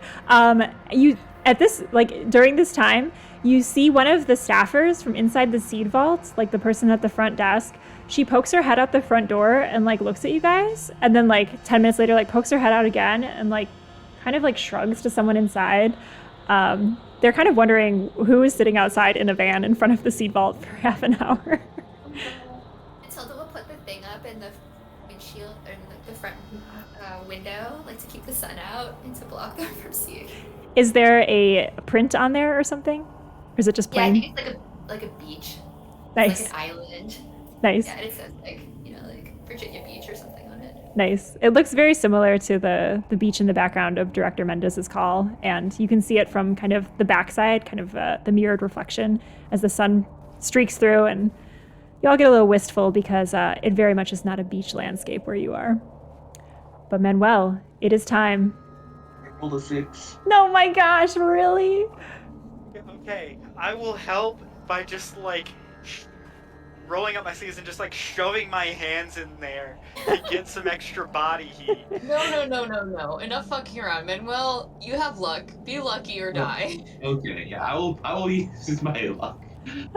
To just, maybe there's like a little hole on the side of the sheet that like there's like an extra zipper goes to fancy things you notice, and I'll be like, maybe you guys could like zip that bit up too when it's kind of chilly still. We're gonna be like level 10. All of these failures. Seriously.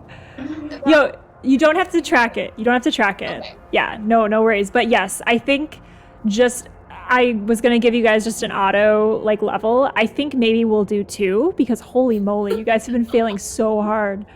But yes, so Manuel identifies all of these like bells and whistles and meters and scanners on this sleeping bag. There's just a big zipper that's open on the side, and with his mundane superpowers, he just slowly zips it up. And look at that, it's a 12.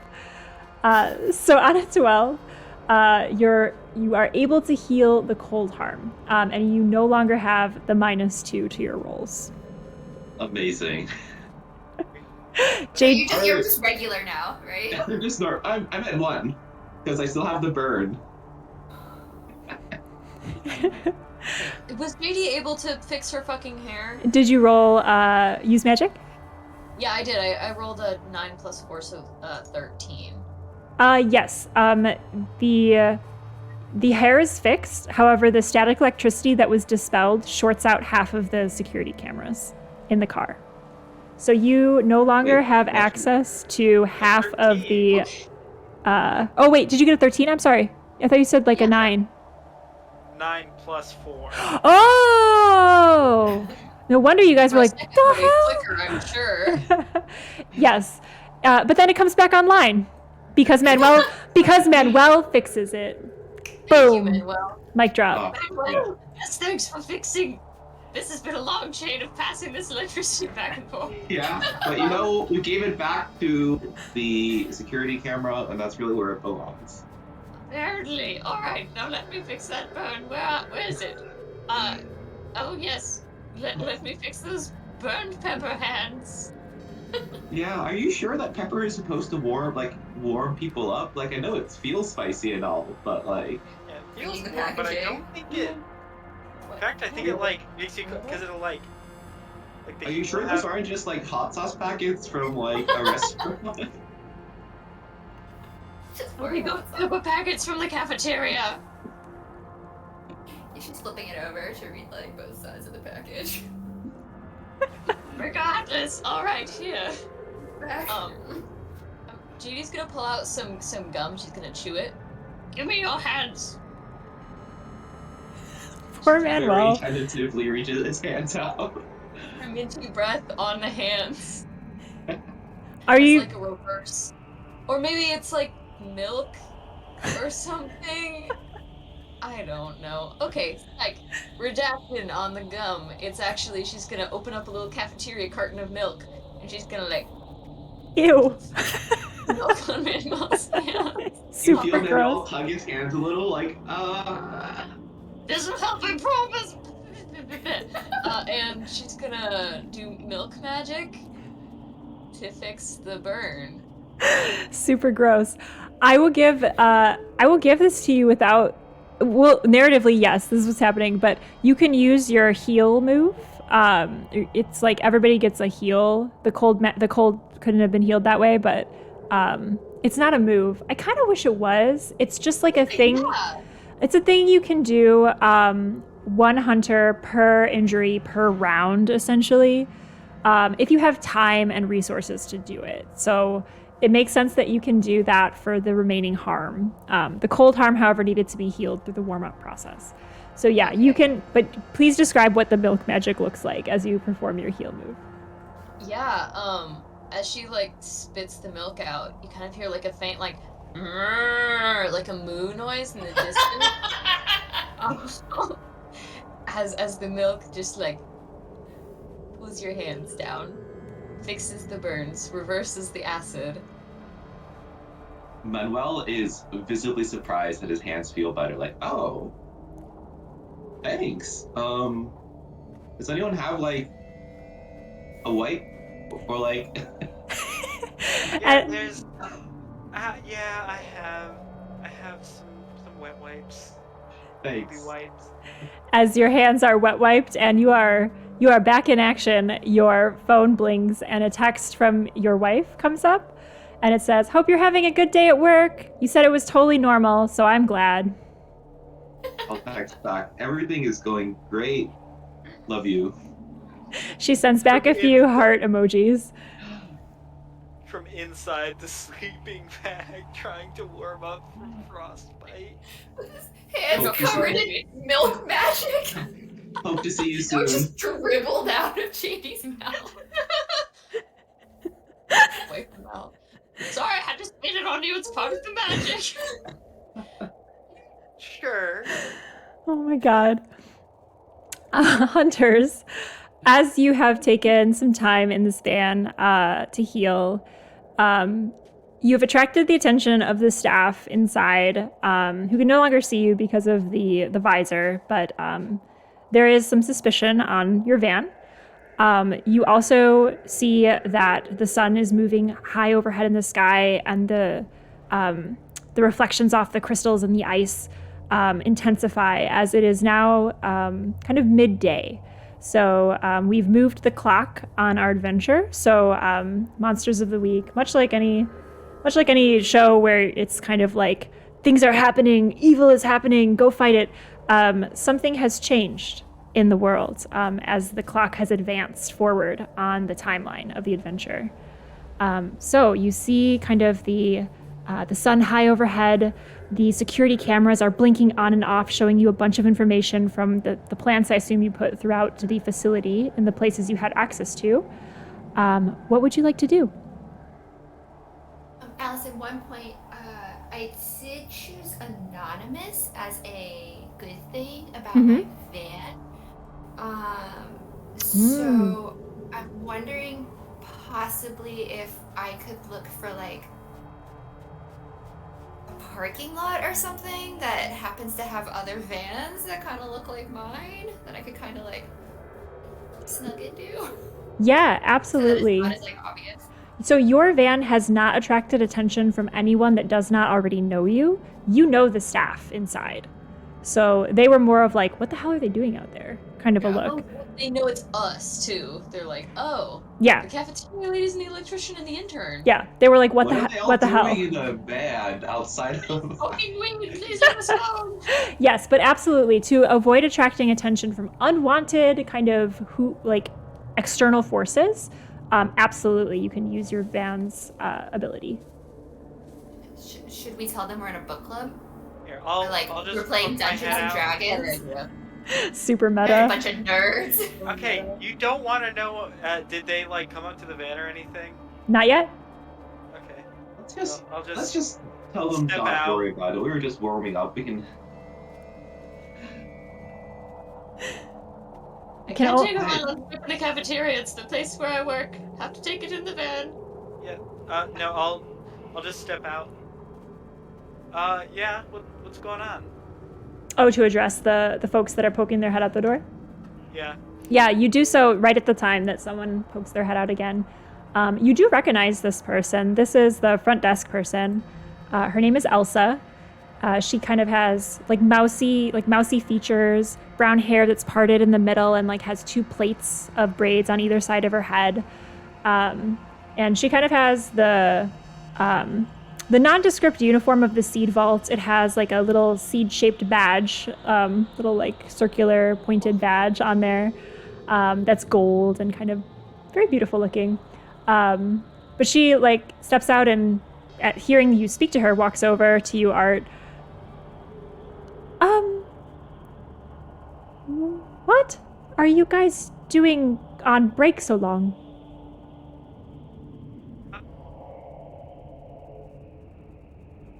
You probably don't want to know.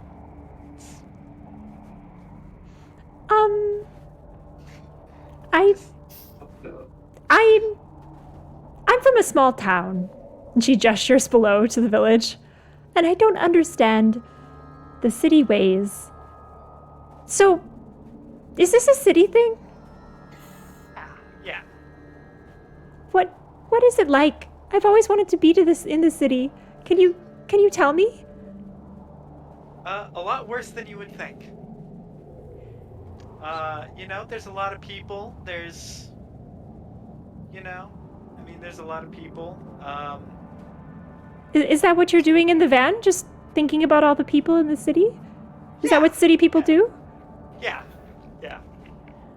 Oh, I might like to do that. Next time you guys go on break and think about city people, can you invite me? I've always wanted to be part of something bigger. Yeah, sure. Okay. This was good. Not awkward, right? I'm trying to work on my social No. skills. No, not at all. This is... She kind of smooths her hands over her trousers, like she's very nervous. Great. You're doing great. Great. Good. I'm working at the front desk, so I am really working on my social skills. I was also told to tell you to get back on the job. Sorry. Yep. We'll finish up thinking about the city and get back in. Okay, I'll tell them that's what you're doing. I'm sure they'll understand. They're also from a city, so I'm sure they do that too. I have a wife. It's more of a local thing to our city. It's frowned upon thing. Can I use my grifter feature to figure out what will convince the people inside? This person already believes that we're just kind of off doing regular mundane things. Can I ask you with my grifter thing, what will convince the people inside to just give us like 15 more minutes? What can we be doing that? Yeah, that's your grifter feature. So I have to answer honestly, but not necessarily completely, right? Yes.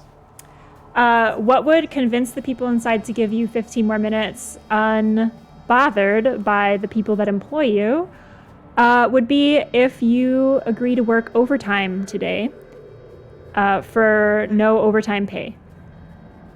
Oh. Which would, as you know, prevent Manuel from probably connecting with his wife, as he usually does on their evening calls. Also, might prevent JD from her evening spying on Tyrone 2. Eating her birds. And might interfere also with Matilda's book club. Yeah. Oh, I was lying about that. I was saying that's what we should Give me Oh, I thought you also had one. Let me see if we're just about done here. I'll poke my head and be like, okay, we're being summoned back in. Probably gonna end up needing to work overtime if we don't go in right now. I'm all good. I've got the milk off of me. Let's go. We'll sneak back in late at night to the tunnel. I think that's the plan. Sounds good to me. Alright, Sounds do good. you go? Activate. Yeah, let's go back in. Let's go in. Oh, are you done talking about the city? Yes. Sorry, what? We didn't realize how much time we are. had. We were reminiscing about Tampa. Oh, I've heard of it. Yes. So warm. Warm is the word, right? Warm? Orange juice. Wonderful. Well, The word is warm. It's I've never felt that before, but I've heard it's nice. Oh. I've lived here my whole life. She gestures around. Oh my god. Yeah, it Also- never really gets colder than like 70 Fahrenheit. It's nice. That truly is Feel like- magical. Elsa, I feel like said you you need to lived have here Delta. your whole life. Yes. And as such, I think we should go inside and have this conversation. Follow me.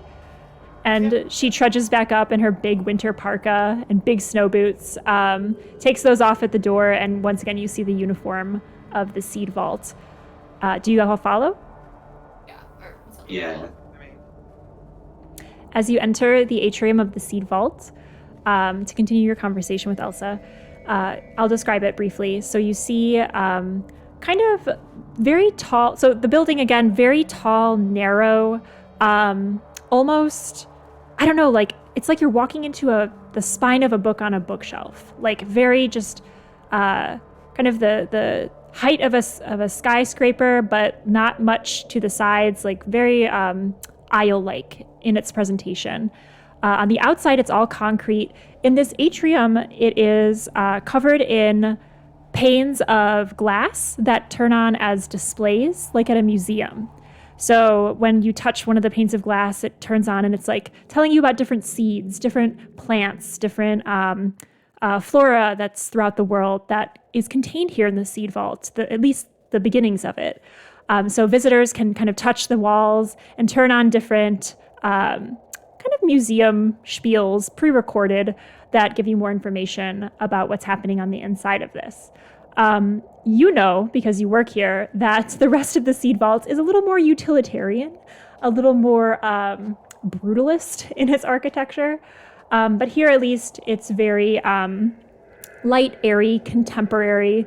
And in the very middle is a artificial seed. It's huge. It covers like most of the interior of the space. So all of these screens are surrounding it.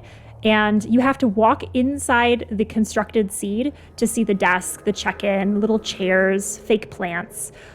It's kept really warm in here, but on the exterior of this seed pod, it's quite cool. The cold air from the outside kind of infiltrates the walls, even here. So Elsa hangs up her coat and looks at you and says, "I'm sorry, you were asking me a question about myself? I need to practice talking to people. Hello." Hi, Elsa. We met somebody who said that people have been falling through the ice this year. Has that happened much in the past? Not in the past, no. I mean, the lake is very, very frozen. It's quite cold here. It's usually safe to fish on it, but yes, in the past, I would say week or so, a lot of people have died there, and it's very concerning to everyone.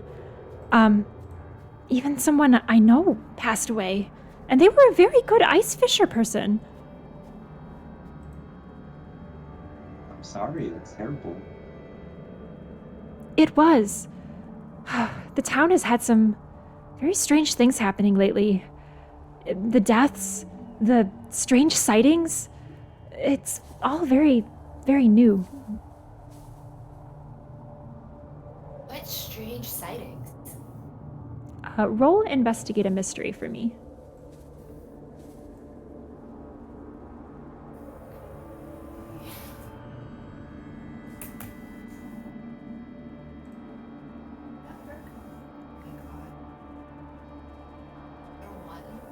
A 1?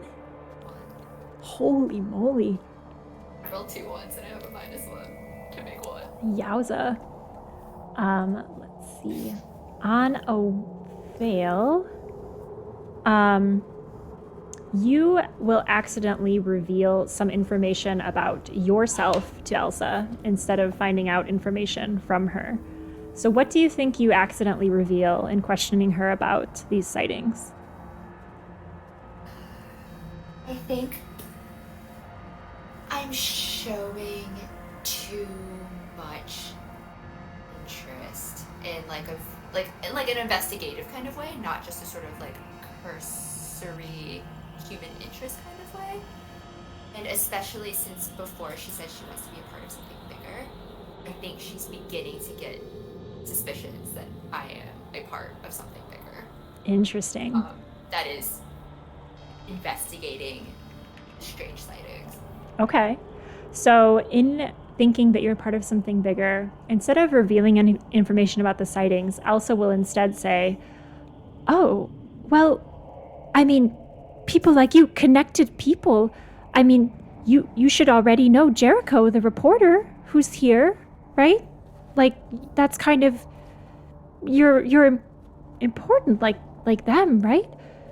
Jericho's been asking a lot of questions." Important I am probably the most important cafeteria lady. That is a true fact. Right, cafeteria, and she gives you a wink. And that wink like sends chills down Matilda. Yeah. Why is she winking? Yeah. Well, thank you for your help. This has been we're great. We should really get back to work. yeah. Thank you again. Oh, of course. Anytime you want to talk about the city, I just work right here. And she points behind her at the big seed, and there's an empty chair in front of the visitor's welcome desk where she sits underneath a very warm, soft light that almost looks like the kind of light that you put over a plant to grow it, but it's over the desk where she works and greets people to the center. All around you guys, the screens are pinging, talking about berries and ferns and oak trees, and they just randomly turn on and off, creating kind of an echo effect of different plant facts in this chamber. Also goes back into the receptionist area, but you all have badges to proceed forward if you'd like. You also have the ability to go into the town if you'd like. But I think we're going to pause here just because we had a late start today, and I want to make sure we get a break in. So we're going to go to a bio break, and when we come back, we'll find out where the hunters are off to, and who is this Jericho reporter? What would they be reporting on? And why did the E.D.E.N organization give you a mission about these seeds when there's all sorts of other weird things going on in the town? So yeah, we'll pick up right there when we come back. Don't go anywhere. Except for my players, please take a bio break.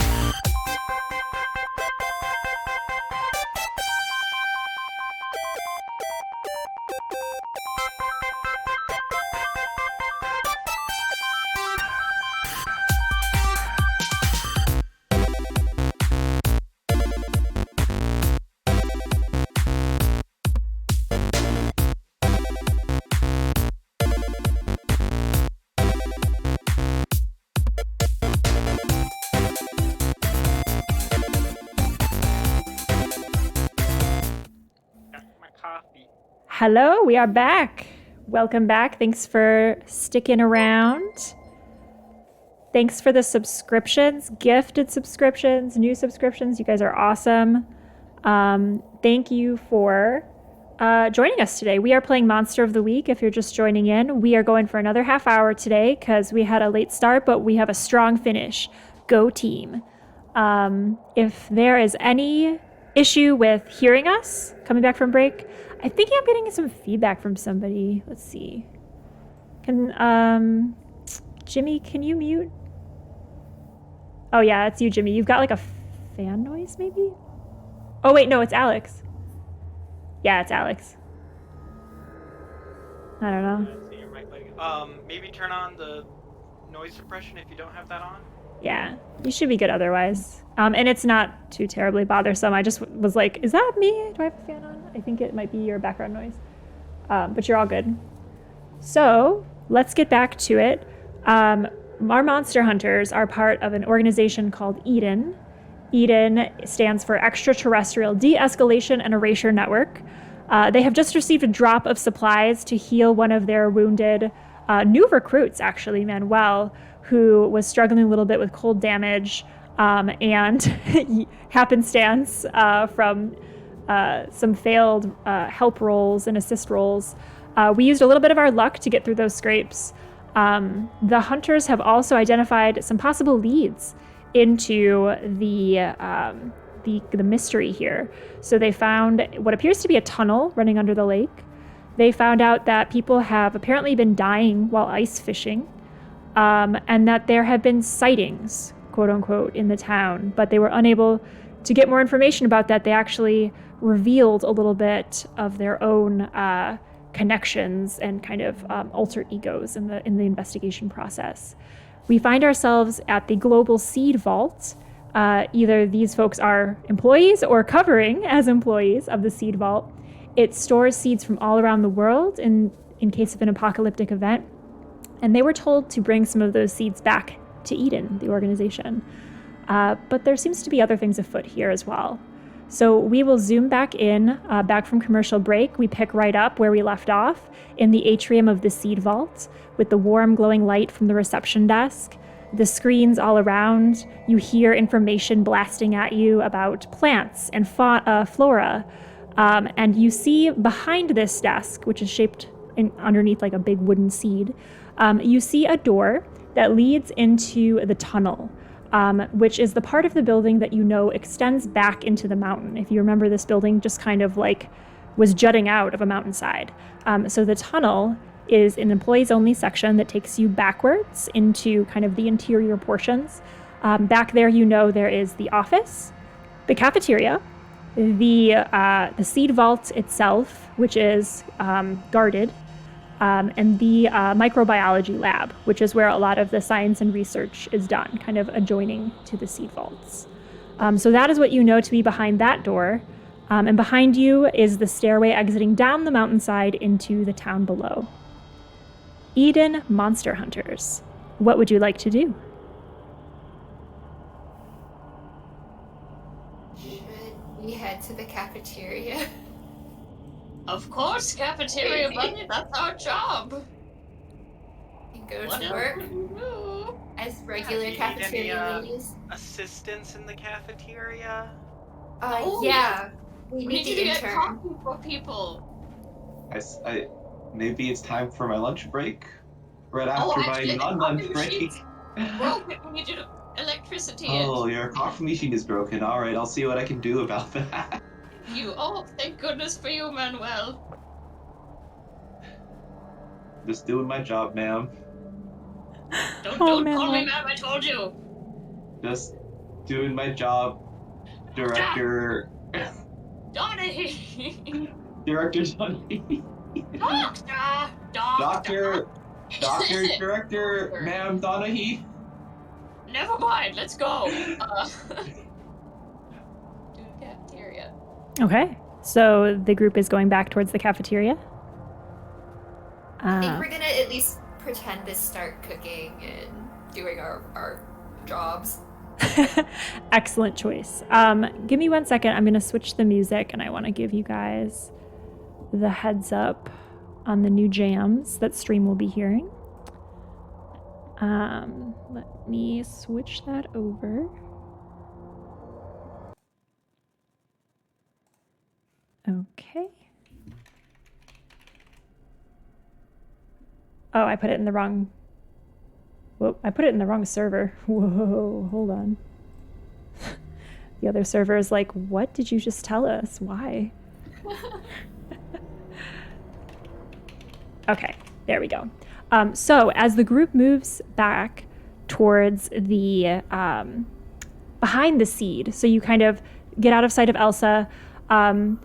You see Elsa looking around. She's checking her watch. The last you see of her, she's like kind of craning her neck to look towards where you are heading and looking at her watch expectantly, almost over and over again. Thanks again, Elsa. You need a snack from the cafeteria where we work. Yes. Sorry. I just. It's not about you on schedule. I was told to tell you that.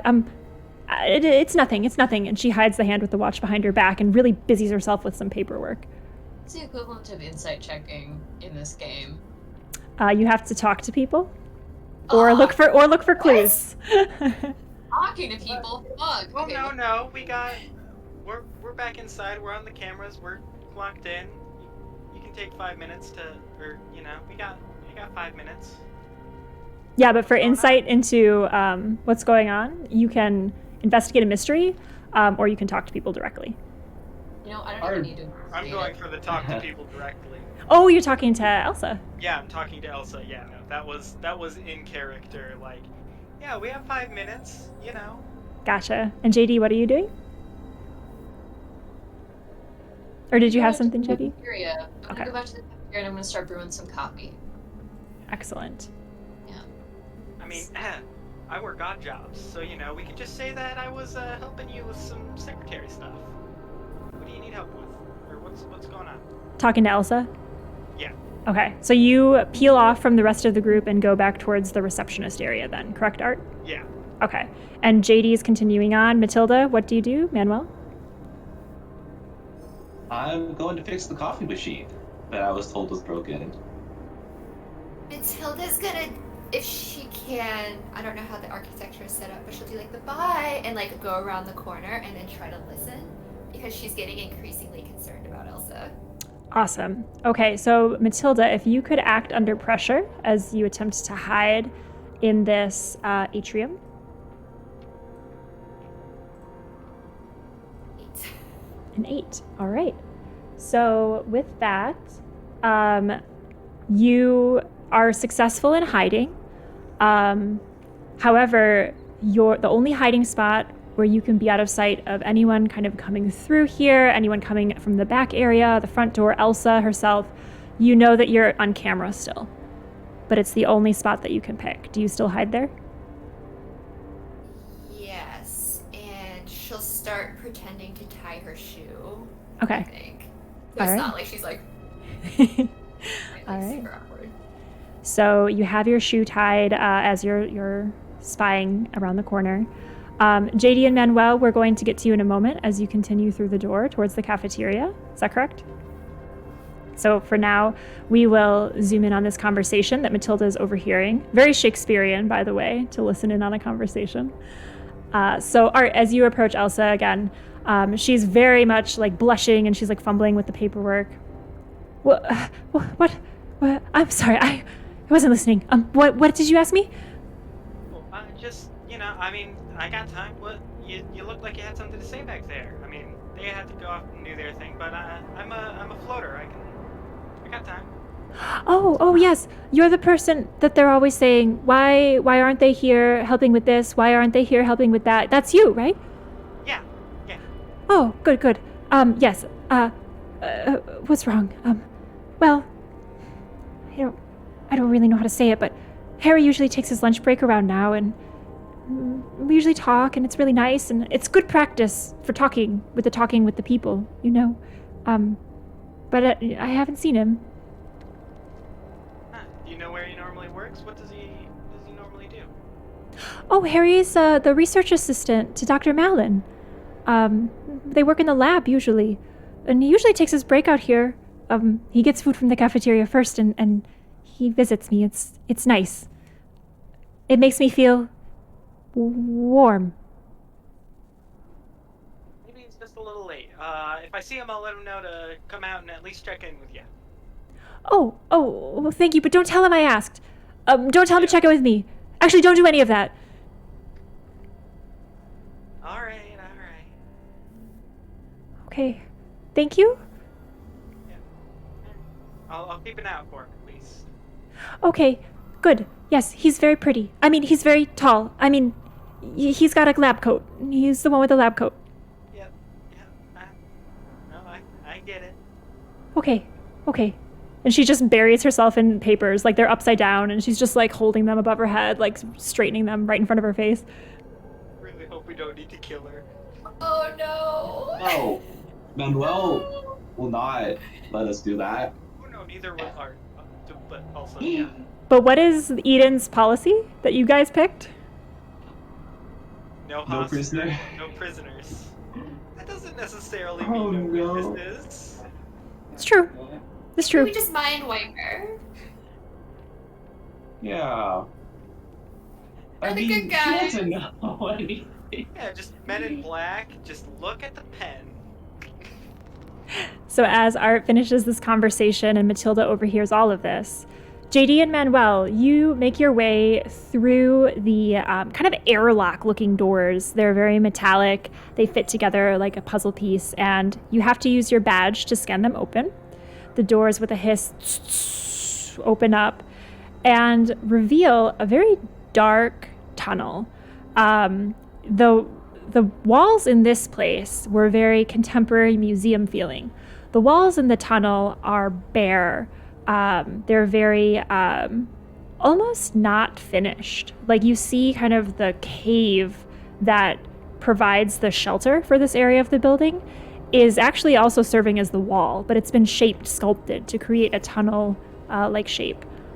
You see the wall is so cold that it has ice and kind of a layer of snow on it, as it is part of the mountain. Above, you see the same piping conduit that you saw in the tunnel on the icy lake. So this kind of conduit is running up along top of the tunnel. There's also conduit covering up wires and things that you need for comfort living. It's very industrial looking back here. So there's lots of like black stark pipes and just outlets jutting out of pure stone. There's also fluorescent lights that are just hanging, swinging in the almost imperceptible cold breeze down here, creating shadow effects off of everything in this area. And the tunnel just stretches and stretches and stretches deeper into the mountain. This is your workplace. This is where you walk down to get to the cafeteria, the offices, and then beyond that, there's another door which leads into the seed vaults. This one is more heavily guarded.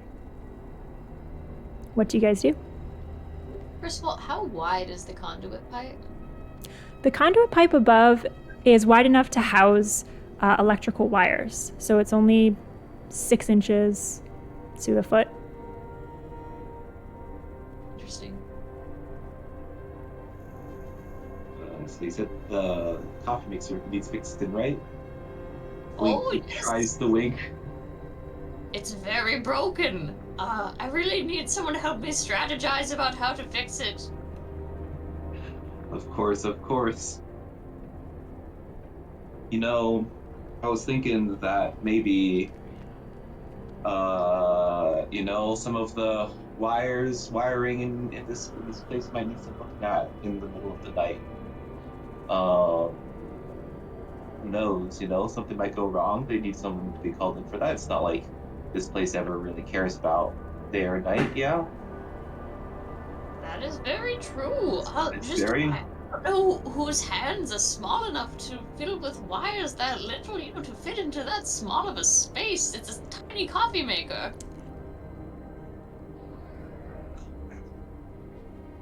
Manuel blinks in confusion. Oh, the coffee maker. Anyway, I do have a rat as a random fact that's unrelated. Oh, fascinating. I know, That he's very cute. no, yeah, they do tend to get into places sometimes, but you need to, a lot of times, sometimes we find some unfortunate rodents that make their way into the intellectual wiring. If only rats were maybe a bit more careful about the wirings. Um, I don't know, maybe there's this very specific wire that, you probably safely, like, if rat was going to chew any wire, probably want to be one of the, not necessarily like the key ones, because like there's a lot of power on this. We don't want any rats to get fried or anything. But like, I'm sure there are some auxiliary wires that might make some problems happen. I might need to get called in. I'm sure rats cause problems all the time in these pipes, I'm seeds and sure, rats yeah. hand in hand. And Yeah. I am on call tonight to deal with any emergency electrical issues. Well, I hope you find a spark of inspiration during your work tonight. I hope that I hope nothing bad happens. I'm I'm gonna zoom you guys out from the euphemisms. Manuel, are you proposing a plan with JD's rat? Yes. What would That we sneak them in to like the wiring, and depending on how trained the rat is or how much electrical surveillance equipment JD can attach to this rat, we pick out some wiring that wouldn't like completely shut down the facility, but like cause some technical issues, maybe with the lab and the seed vault, that would like cause an electrician to be called in and be like, hey, we need to fix some things. And then it'll be like middle of the night, so there's people, and I got called in, and then find some way to bring everyone else in with me. Cut the security wire, maybe. Oh, yeah. Gotta go fix that, bud. Can't have anybody breaking into the vault. That would be That would a be real real bad. bummer. Yeah. So as you're discussing this plan, you're about halfway down the tunnel. Your voices have not echoed, because I assume you're speaking quietly, but it's impossible to be completely silent here. It's so echoey, cavernous. It's like you're part of the mountain itself. Feels like you're descending into the depths, the darkest parts of the world. And these little fluorescent lights swinging above don't really do much to make you feel any better about it. As you're about halfway down the tunnel, you see a room to your right, which is the cafeteria, and to your left, which is the office where the security cams are, administrative stuff. Beyond that is a chamber where you have to be prepared to enter the seed vaults.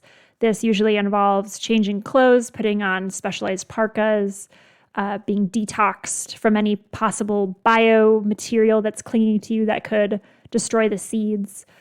So this area definitely has kind of a heavier guard presence, a lot of surveillance, and a reason to be there more than anything.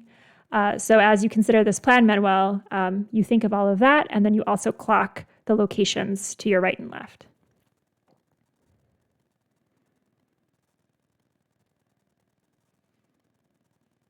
Well, I feel pretty bad about taking a super long lunch break. So maybe I'll end up staying late, making sure all these biologists have sufficient coffee and such. Certainly. Could prepare a late dinner for them. Good idea. As the spy talk intensifies between these two, out of the cafeteria, which as the door opens, a similar metal door slides open, you see inside it's also kind of carved out of the stone. So it just has like very sad, loose hanging light bulbs dangling from the ceiling, with stainless steel tables and chairs that scrape as they're pulled over the concrete. And just kind of big steaming slop pots with spoons and ladles hanging out of them that people serve out of their station. So it's very rudimentary. But coming out of this cafeteria, you see a young man. His skin is black. He has big glasses, kind of square. He has kind of hair that is like close cropped. Like it looks like he's very clean shaven, like takes very good care of the way he looks. He has a white lab coat. And he's carrying a stack of papers in one hand and 2 mugs of soup that he's like really trying to balance in the crook of his elbow and his hand in the other. And he's also looking at his watch on his right hand. And he runs past you guys and almost runs into you. And he's like, "Oh, sorry, whoop!" Oh, so Oh, it's don't worry. scientist. What's this guy's name? We know him, right? You would know him specifically, JD, as Harry. Let me get his last name. Is he Harry pretty and Reynolds. tall? Yeah. What's that? Is he the pretty tall guy? He's pretty tall. Okay. Well, you guys don't know about the pretty tall guy. I don't. But you Well, I'm do. sure You are in the science world, so you would know Harry Reynolds is an up and coming researcher in microbiology and has currently been stationed here to work on his doctorate with Dr. Malin. Okay. Hello Okay, there. Harry. Yeah. Do you need some help with those papers? You look a bit overloaded. Oh no, sorry. I can't give these to anybody. These are important. They're research, but the soup would be great if you don't mind. I mean, or if you're going somewhere, don't worry about it. But I'm gonna spill this. Oh, totally. I have time. Oh, I say under my breath. I have time. Don't worry. I got it. awesome. No, oh, thank you guys so much. It's Manuel, right? Yep. And you're Harry? Yeah. Oh, Or sorry, Doctor Harry? no, not yet. Or- Not yet. No, Okay. not quite yet. It's gonna be years. But Oh, Doc- you'll get there, and then you'll be able to work in a cafeteria like me. he smiles at you, JD. Yeah, I heard about your change of career. I'm pursuing the sciences, so I can't relate, but I can respect, mental health, and I respect that. But I admire your work. Here you go. And he hands Manuel one of the soup cups. I'll hold it. So, But- where are we headed? Well, I actually am going to go eat lunch with Elsa. It's kind of a thing we do. If you guys wouldn't mind, I hate to make you walk all the way back. You just walked here. So I can definitely, let me just straighten these papers and I'll take it back. Hold on. And he starts just doing the paper shuffle so that they're all orderly and shoves them under his armpit. And then with the armpit wedge, he has 2 free hands and he's ready to take the soup cup back. And he looks at both of you and says, I've just been really working late with Dr. Malin and we've been up to a lot of great stuff, almost breakthroughs, I would say. I can't say too much about it, but I'm running behind schedule all the time, it seems. Well, that's super cool. Top secret science stuff, eh? Yeah. I mean, it's exciting. The work we can do with all of the genetic information and the seeds we have here is just incredible. Oh, wow. That's crazy. Speaking of crazy, it's important to take a break so you don't have a psychotic break. Just take it from a colleague. He smiles. He Yeah. smiles good-naturedly. Manuel tried to surreptitiously glance at the papers, and he doesn't know any science. He's just like, are there any words on there? Words on the paper? Yes. No. I love it. Yes. Why don't you roll act under pressure as you attempt to sneak a peek at the papers? What is JD doing? JD, she's trying to help. No, she is still engaged in conversation with this dude, actually. Okay. What would you like to talk to him about? Yeah. Oh, I read a fascinating article in Nature the other day about, actually, it was on my own blog. It was about how they're modifying corn. Modifying corn so that we can live forever, something like that. Have you Awesome. read it? Why don't you roll help out Okay. if you'd like, so that you can serve as a distraction because he's definitely interested in this topic. Totally, yeah. Okay, that's plus cool, fuck. Let's be super cool. Alright, well, that's an You 8. got this. Oh my god. An 8? Yeah, so on a 7 to 9, your help grants them +1 to their roll, but you also expose yourself to trouble or danger. So what did you roll, Manuel? I rolled a 6 plus 1 is 7. Nice.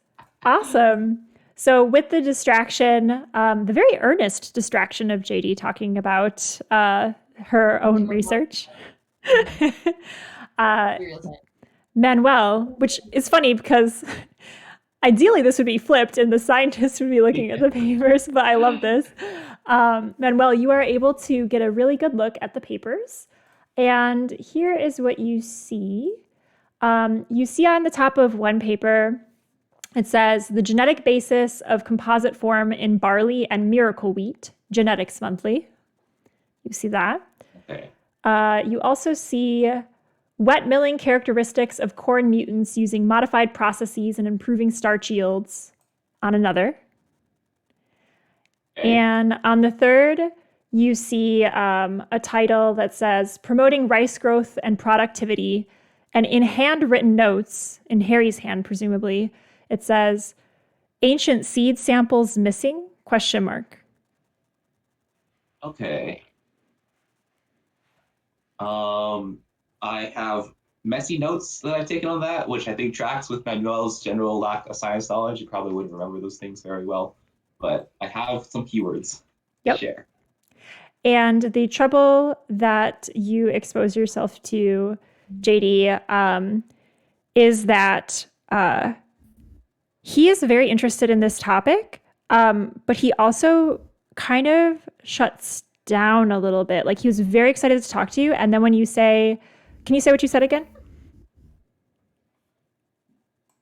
I wrote a paper about how they're modifying corn to make us immortal. So when you say they modified corn to, he kind of looks really guarded and tight-lipped, and his demeanor changes. And he's like, oh, that's cool. That's really cool. Dr. I'm sorry, Donnie, is it Donahue? Oh, that's close enough. That was out of character, but yeah, sure. He's like, oh, I'm sorry. Is it Dr. Donahue? I'm very sorry, doctor. I gotta go. All right. Take care. And he visibly like more reserved than he was when he first interacted with you guys, rushes off down the dark tunnel. And that's where you, Matilda, and Art see him as he exits. He does not see you, Matilda. You're tying your shoe and well hidden. But he does see Art as Art is passing by towards the door. So I think you guys pass like in transit if there's anything you'd like to do to interact, or he's making his way for Elsa.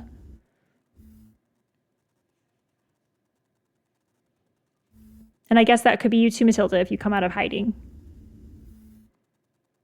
I think Matilda's gonna stay hiding until she sees Art walk by, as best she can. And Art, you were heading towards the tunnel? I was heading back to the cafeteria with the rest of them to help with the coffee. Nice. So as you guys are intending to catch up with the other half of the group, I assume, Matilda, you're walking with Art then? Okay, so the two of you are walking back that way.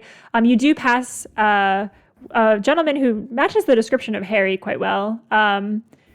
And he's got a neat stack of papers shoved under his armpit and 2 cups of hot soup. And he gives you both a nod, and he goes to continue on unless there is anything you'd like to do to interact with him.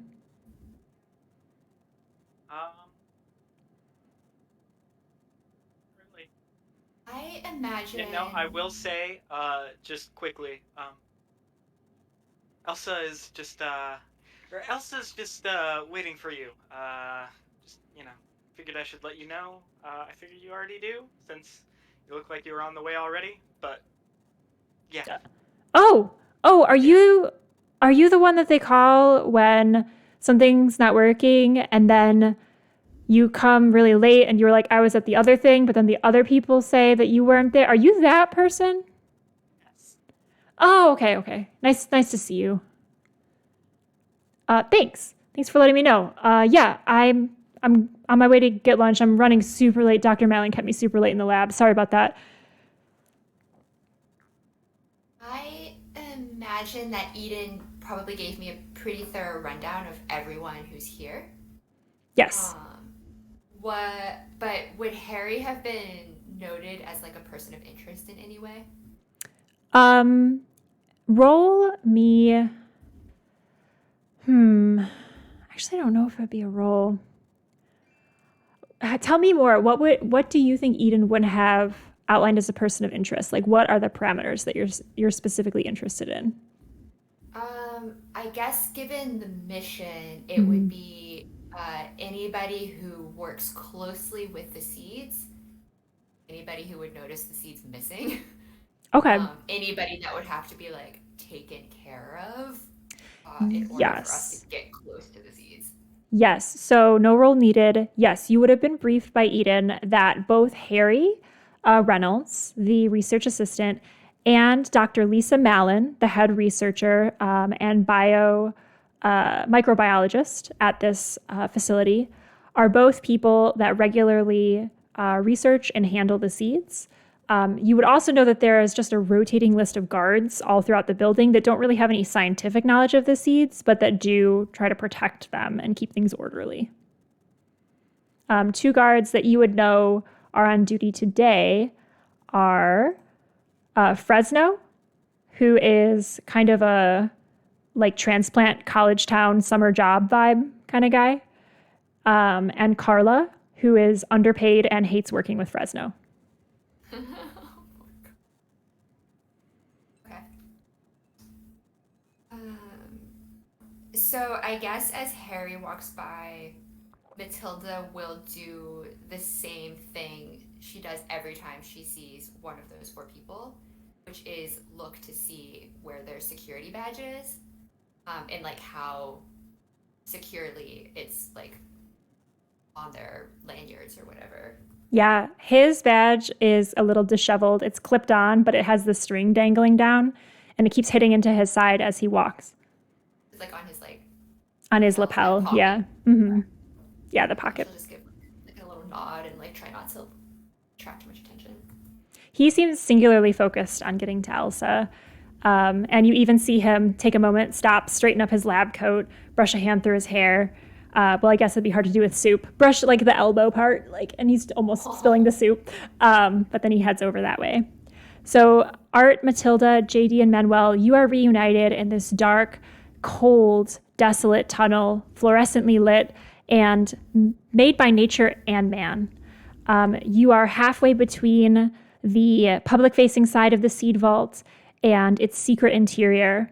And as you all catch up with one another and kind of debrief, in the echoey background of this very echoey chamber, you hear what at first sounds like a siren and then gets louder and louder, and you recognize it as the sound of a human scream, long and loud and anguished, coming from behind the door of the seed vault. And that is where we're going to end today's session and pick up again in 2 weeks' time. It will be on the 19th that we return together. That was great.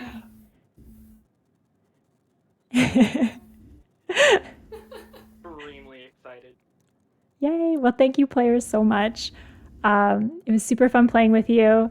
Again, let me put player command in chat. Check out these awesome players. They will be back with us on the 19th. We start at 9 a.m. Central Time. We go to around noon. Today, we had a little bit of a late start, but, we'll keep you updated on Twitter. So if you follow us at Insight Checked on Twitter, you can stay current with our schedule. But yeah, we loved having all of you. Please follow the channel for more Monsters of the Week adventures. We do RPGs every other Sunday with a rotating cast of talented role players. So thank you all again for being here on our monster hunting team. And we love to hear from you guys. So if there's anything you want to see in the game, follow us, subscribe, post in chat. We're so excited to connect. But yeah, I leave it to the players to, I guess, can we leave on what is the cinematic of your character's reaction to the scream?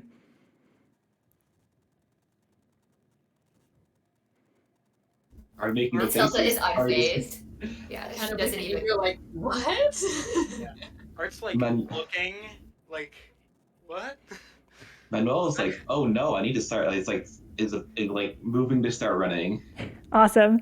So with the freeze frame of everyone's expression, I think Manuel, newly healed, would kind of be at the front, like doing the freeze frame run, and everyone else is silhouetting at various heights with the looks. So that's where the frame freezes, and Monsters of the Week comes up. And then the credits roll again, because why not? We saw them at the beginning, but let's see them again. So that's where we'll pick up next time. So thank you all. Have a great rest of your day, and we'll see you soon. Bye now.